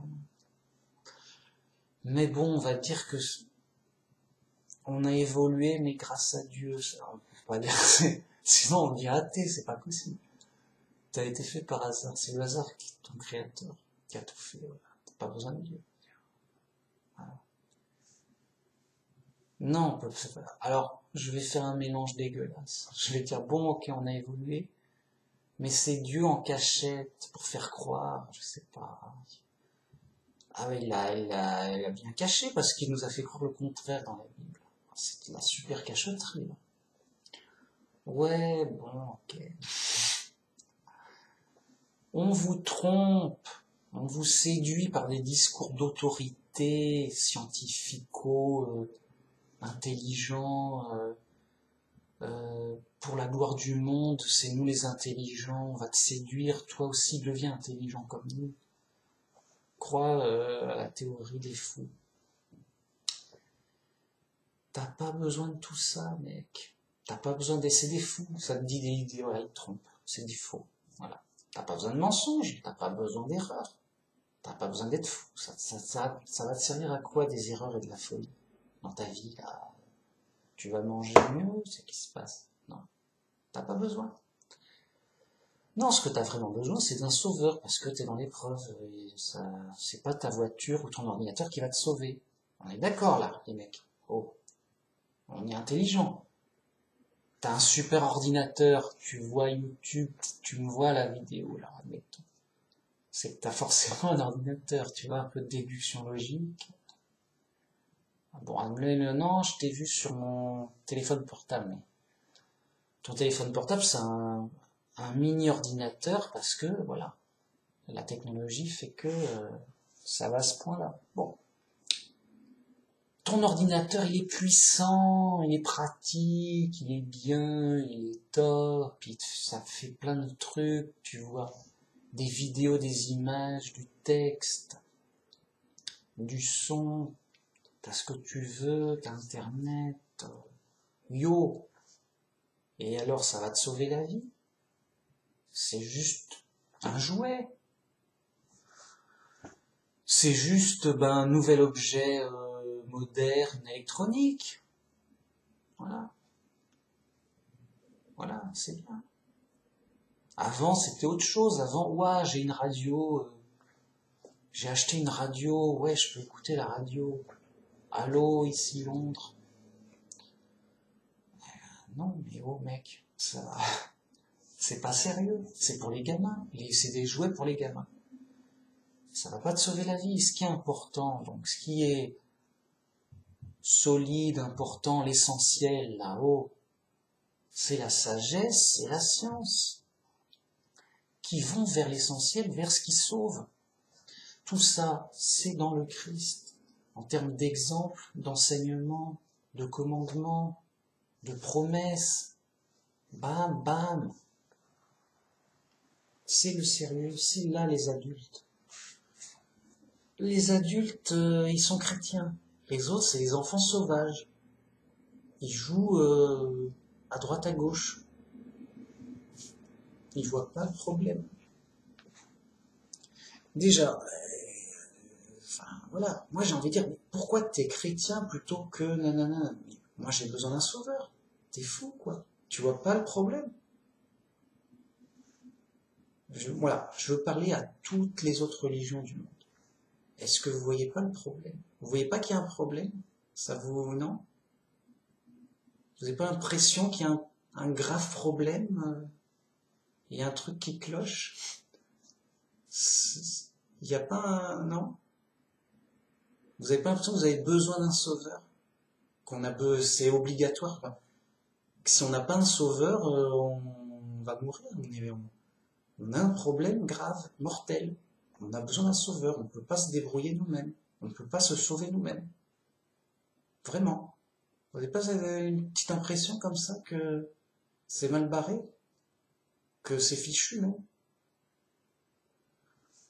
Parce que si pour vous la situation est normale, qu'elle est voulue par Dieu, oui, Dieu, il a voulu ça, c'est la vie et tout. Débrouillez-vous avec votre Dieu alors. Voilà, il vous a mis là, vous êtes dans le malheur, vous allez mourir. Débrouillez-vous avec votre Dieu.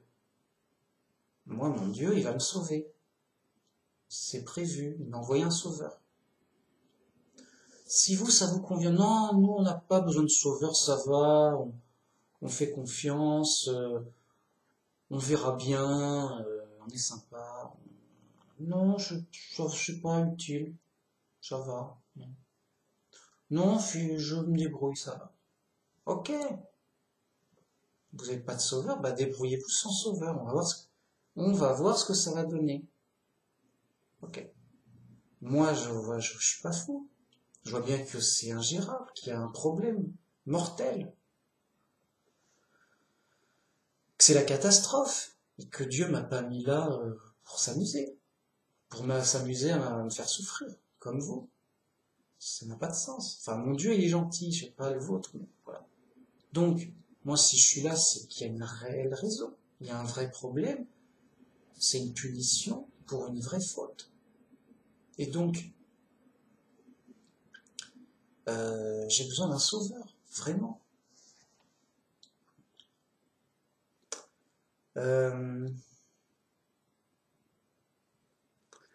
Faut savoir que, normalement, tout comme Adam, on est censé être dans une bonne situation, où tout va bien, pas comme maintenant, là, où tout va vraiment bien, sans aucun problème, zéro problème, pas d'accident de voiture, rien. Bon. Et où on a la vie éternelle. Donc, si on est là, c'est qu'on a été puni, et surtout qu'on a perdu la vie éternelle. Tu as perdu la vie éternelle. La preuve, tu meurs. T'as pas la vie éternelle si tu meurs. Bon. T'as pas la vie éternelle, ok, on est d'accord. Bon. Et comment tu vas la trouver? Tu crois que c'est gratuit la vie éternelle? Que je l'ai trouvée dans la forêt sans faire exprès? C'est juste impossible. On ne peut pas avoir la vie éternelle. Et comment? Avec une machine? Non. Donc on a perdu la vie éternelle. Qui peut nous la redonner? Dieu. Et il la donne comme ça, oui, c'est gratuit, tout. Ben alors, si c'est gratuit, ben, qu'il me la donne tout de suite. Bam, c'est bon. J'ai la vie éternelle, c'est bon, voilà. Non.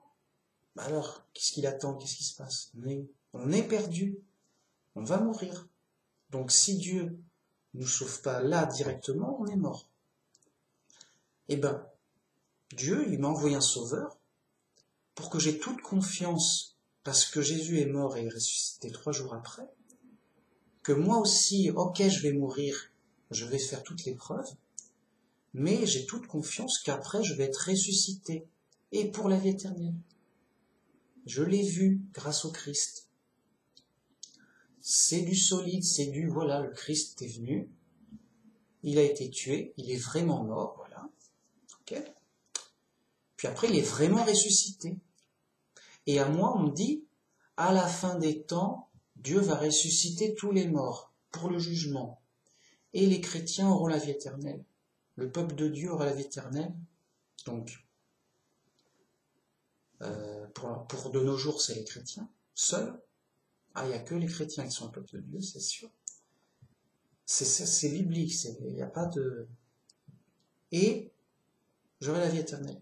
Les autres seront détruits. Après, si toi, bah, t'es confiant, t'es confiant sans le sauveur, je sais pas ce qu'il te faut. Tu vas mourir, mec. Moi, si je suis confiant, c'est vraiment parce que on m'a donné des choses lourdes. On m'a donné un Christ, un Jésus, un humain, là, qui est vraiment mort, et qui est vraiment ressuscité, et qui est vraiment monté au ciel, et qui avec des vraies promesses, qui sont soutenues par... Voilà, c'est ma foi. On va me dire, oui, mais non, c'est une croyance, ça s'est pas passé. C'est ma foi. Si ma foi est fausse, j'ai rien d'autre. Voilà. Si j'ai rien d'autre, et donc, malheur et désespoir. Parce que je sais que je vais mourir. Et alors, qu'est-ce qui se passe? Hein? Bah alors, voilà. Malheur et désespoir. Alors qu'avec Jésus, j'ai vu, avec les Écritures, on m'a dit, il y a eu cet homme-là, il a été tué, il est vraiment mort. Ok.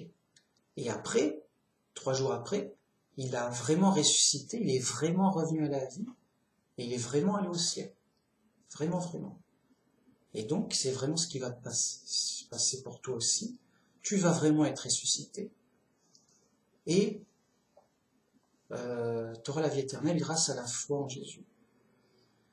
Et donc, j'ai quelque chose, j'ai un témoignage concret, solide et concret, où j'ai confiance, je sais ce que le programme, je sais, ok, on m'a prévu ça. C'est mon espoir. Sinon, il y a quel autre espoir? Voilà. Et donc, Dieu nous sauve par la foi en Jésus, à ce qu'on ait pleinement confiance que c'est ok, que d'accord, c'est dur pour l'épreuve, mais que c'est gagnant à coup sûr, on va être ressuscité,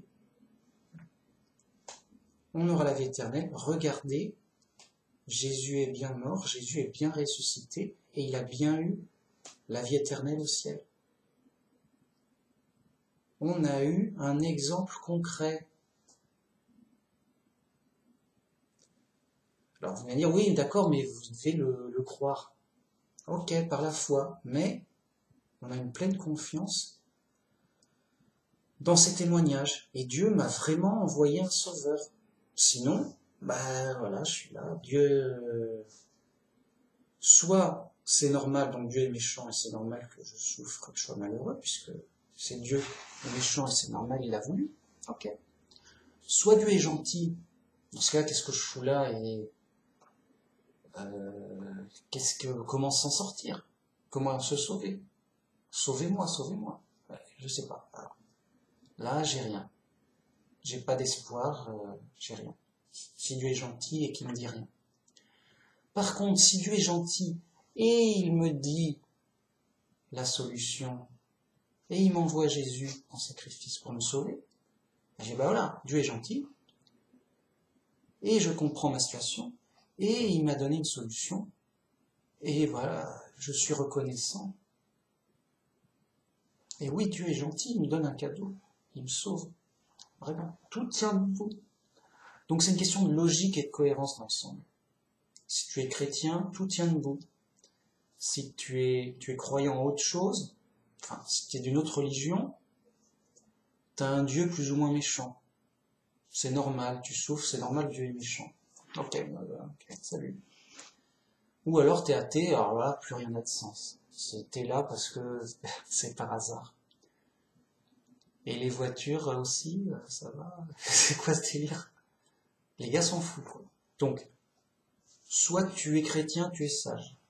Soit tu es d'une autre religion, tu es à moitié fou. Soit t'es athée, t'es totalement fou. Et pourquoi on est intelligent? Paul nous dit pour qu'on s'enrichisse de la pleine intelligence, pour connaître le mystère de Dieu. Grâce au Christ, on trouve toute l'intelligence, toute la compréhension.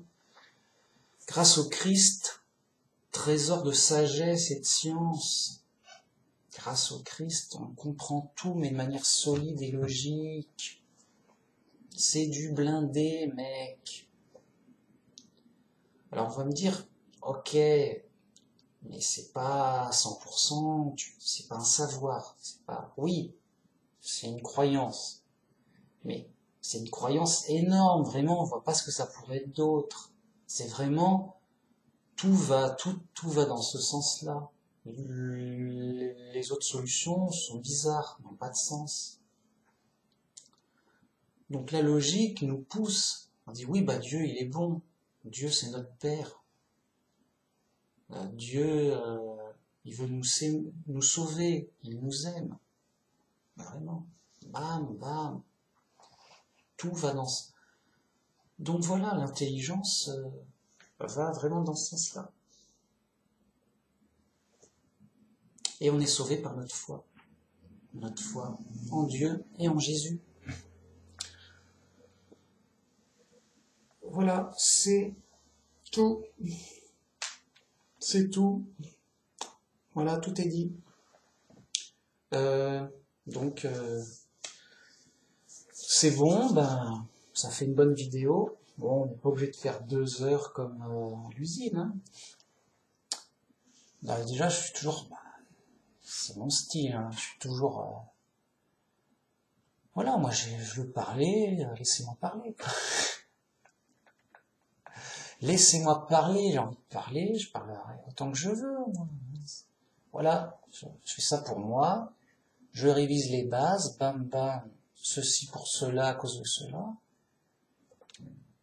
Bam bam, on est dans l'épreuve. Voilà.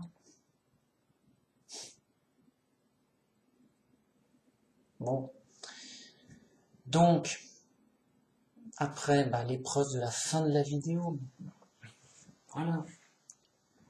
Donc, vidéo importante, intéressante, pour qu'on ait bien confiance, pour qu'on ne soit pas trompé par d'autres discours séduisants, de écoute telle autre religion, c'est plus ceci, c'est plus cela, ou écoute tout. Ah non, Paul nous dit, on a tout dans Jésus.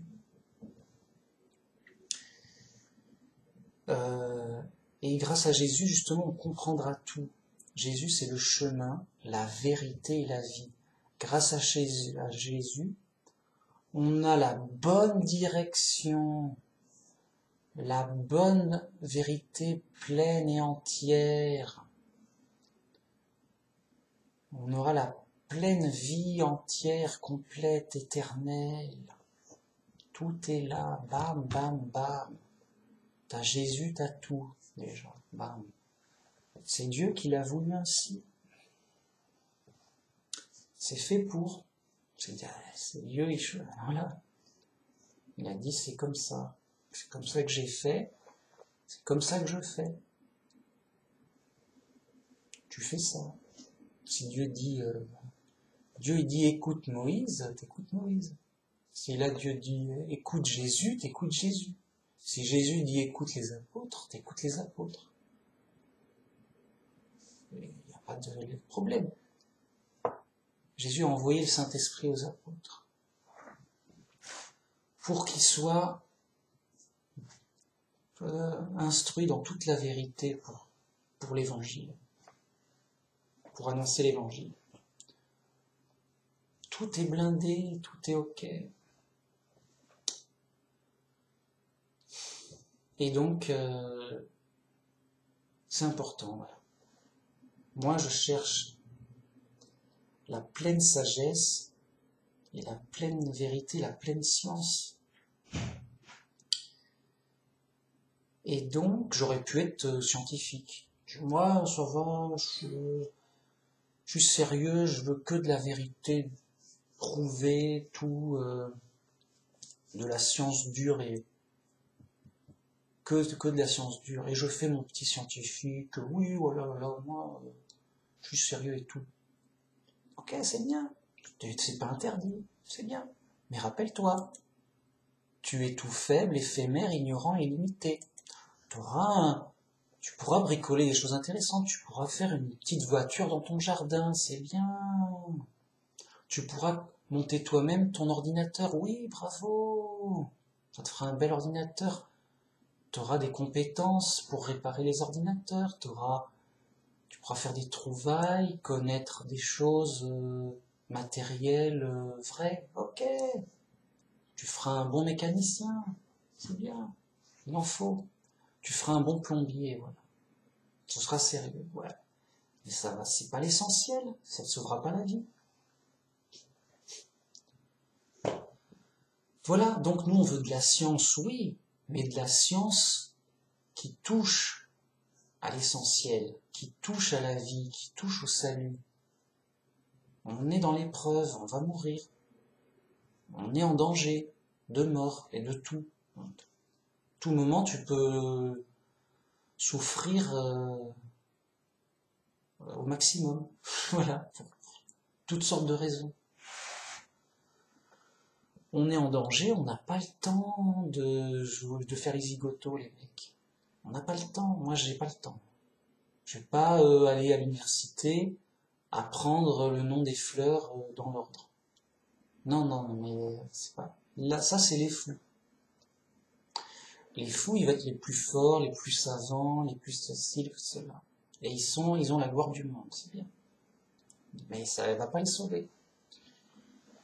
Non, moi j'ai pas le temps. Tous les jours à fond, dans l'essentiel, essentiel. Vérité, Dieu, mais vérité. Oui, bah là j'ai une bouteille d'eau. C'est la vérité. Et alors, on est bien avancé. La vérité sur des choses essentielles, sur des choses utiles, sur des choses qui aident vraiment, sur des choses appréciables, mais en tout cas sur des choses essentielles. Oui, il en faut, j'en veux. Bam, bam, bam.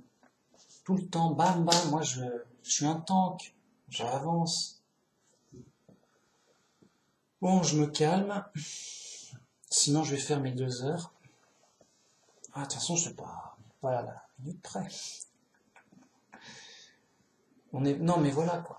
Il n'y a qu'une chose à faire, c'est chercher l'essentiel. Qu'est-ce que nous dit Jésus? Chercher en priorité le royaume et la justice de Dieu. Bam! On cherche à revenir au royaume. On cherche à être conforme à la justice de Dieu.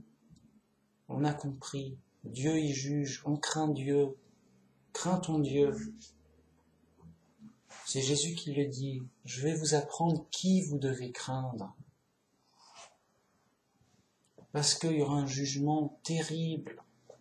Il est terrible le jugement de Dieu, disait Pierre, je crois. Et ça compte, ça c'est important. Et donc, voilà, l'essentiel, toujours l'essentiel. Surtout quand on est dans l'épreuve. L'épreuve, c'est formateur. C'est maintenant, on n'a plus... Ça va, on a fini de jouer, les mecs. On est dans l'épreuve, on souffre, mec. On est en danger, c'est la guerre, mec. Ok? Donc maintenant, ça marche direct. On n'a pas le temps d'hésiter, on n'a pas le temps de faire le tour du monde, là. Hein? On va mourir, là. C'est maintenant que ça se joue. Ça se joue maintenant, là. On est dans l'épreuve. Bam! On est en danger.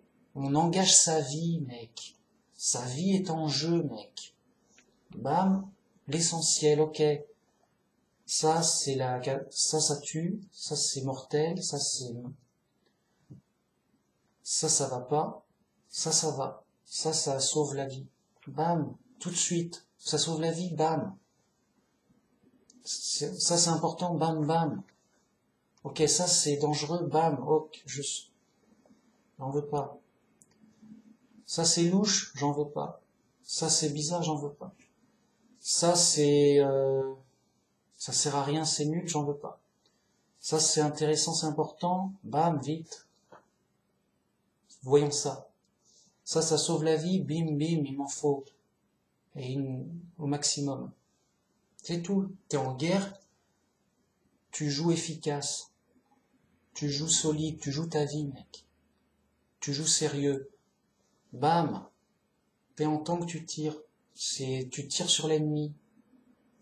Tu tires pour tuer, mec. T'es pas là pour jouer. Donc si un ennemi, j'entends un obstacle, j'entends bon quelque chose de faux, quoi. Parce que le chrétien, c'est un combat spirituel. Donc quand il y a des fausses doctrines, du faux, des erreurs, on les détruit. Il faut pas se laisser dans des dérives, des erreurs, du faux, des mensonges, des problèmes. Hop, on détruit tout ça, on s'en va. On n'en veut pas. On fonce vers un endroit sûr. Vérité, solution, truc qui marche, quoi. Vrai, preuve. Doctrine, vraie doctrine, prouver, vérifier, bam, science, bam, bam. Sinon, on y passe, on y meurt. On se retrouve, voilà, on souffre. Il n'y a pas vraiment le choix, mec. On est en guerre, à la guerre comme à la guerre. Bon, non mais j'insiste parce que c'est une question de vie, c'est sérieux, et il faut prendre ça avec sérieux, gravité, quoi. C'est l'essentiel, l'évangile de notre salut. Notre vie en dépend, c'est, voilà. Christ, il n'est pas mort pour rien, il s'est pas sacrifié pour rien. Il s'est fait sacrifier parce que c'est super important, super essentiel, et c'est ça ou la mort, quoi. C'est grave, quoi. C'est... voilà. Dieu a envoyé Jésus en sacrifice pour mourir, pour souffrir. Il a envoyé Jésus dans l'épreuve, dur, il a souffert dur, il est mort, vraiment, dur. Donc, voilà, c'est sérieux. La sagesse, le début de la sagesse commence avec la crainte de Jéhovah. Ah ok, ça c'est sérieux, ça c'est... On ne plaisante pas avec Dieu, on ne se moque pas de Dieu. On ne trompe pas Dieu en tout cas. Ça c'est sûr. On ne gagne pas contre Dieu. Non mais, c'est évident, ça se discute pas.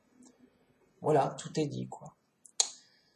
Donc, merci, au revoir, parce que moi, j'arrêterai jamais une vidéo si... Hein, bon, il faut arrêter quoi. Allez, au revoir, merci.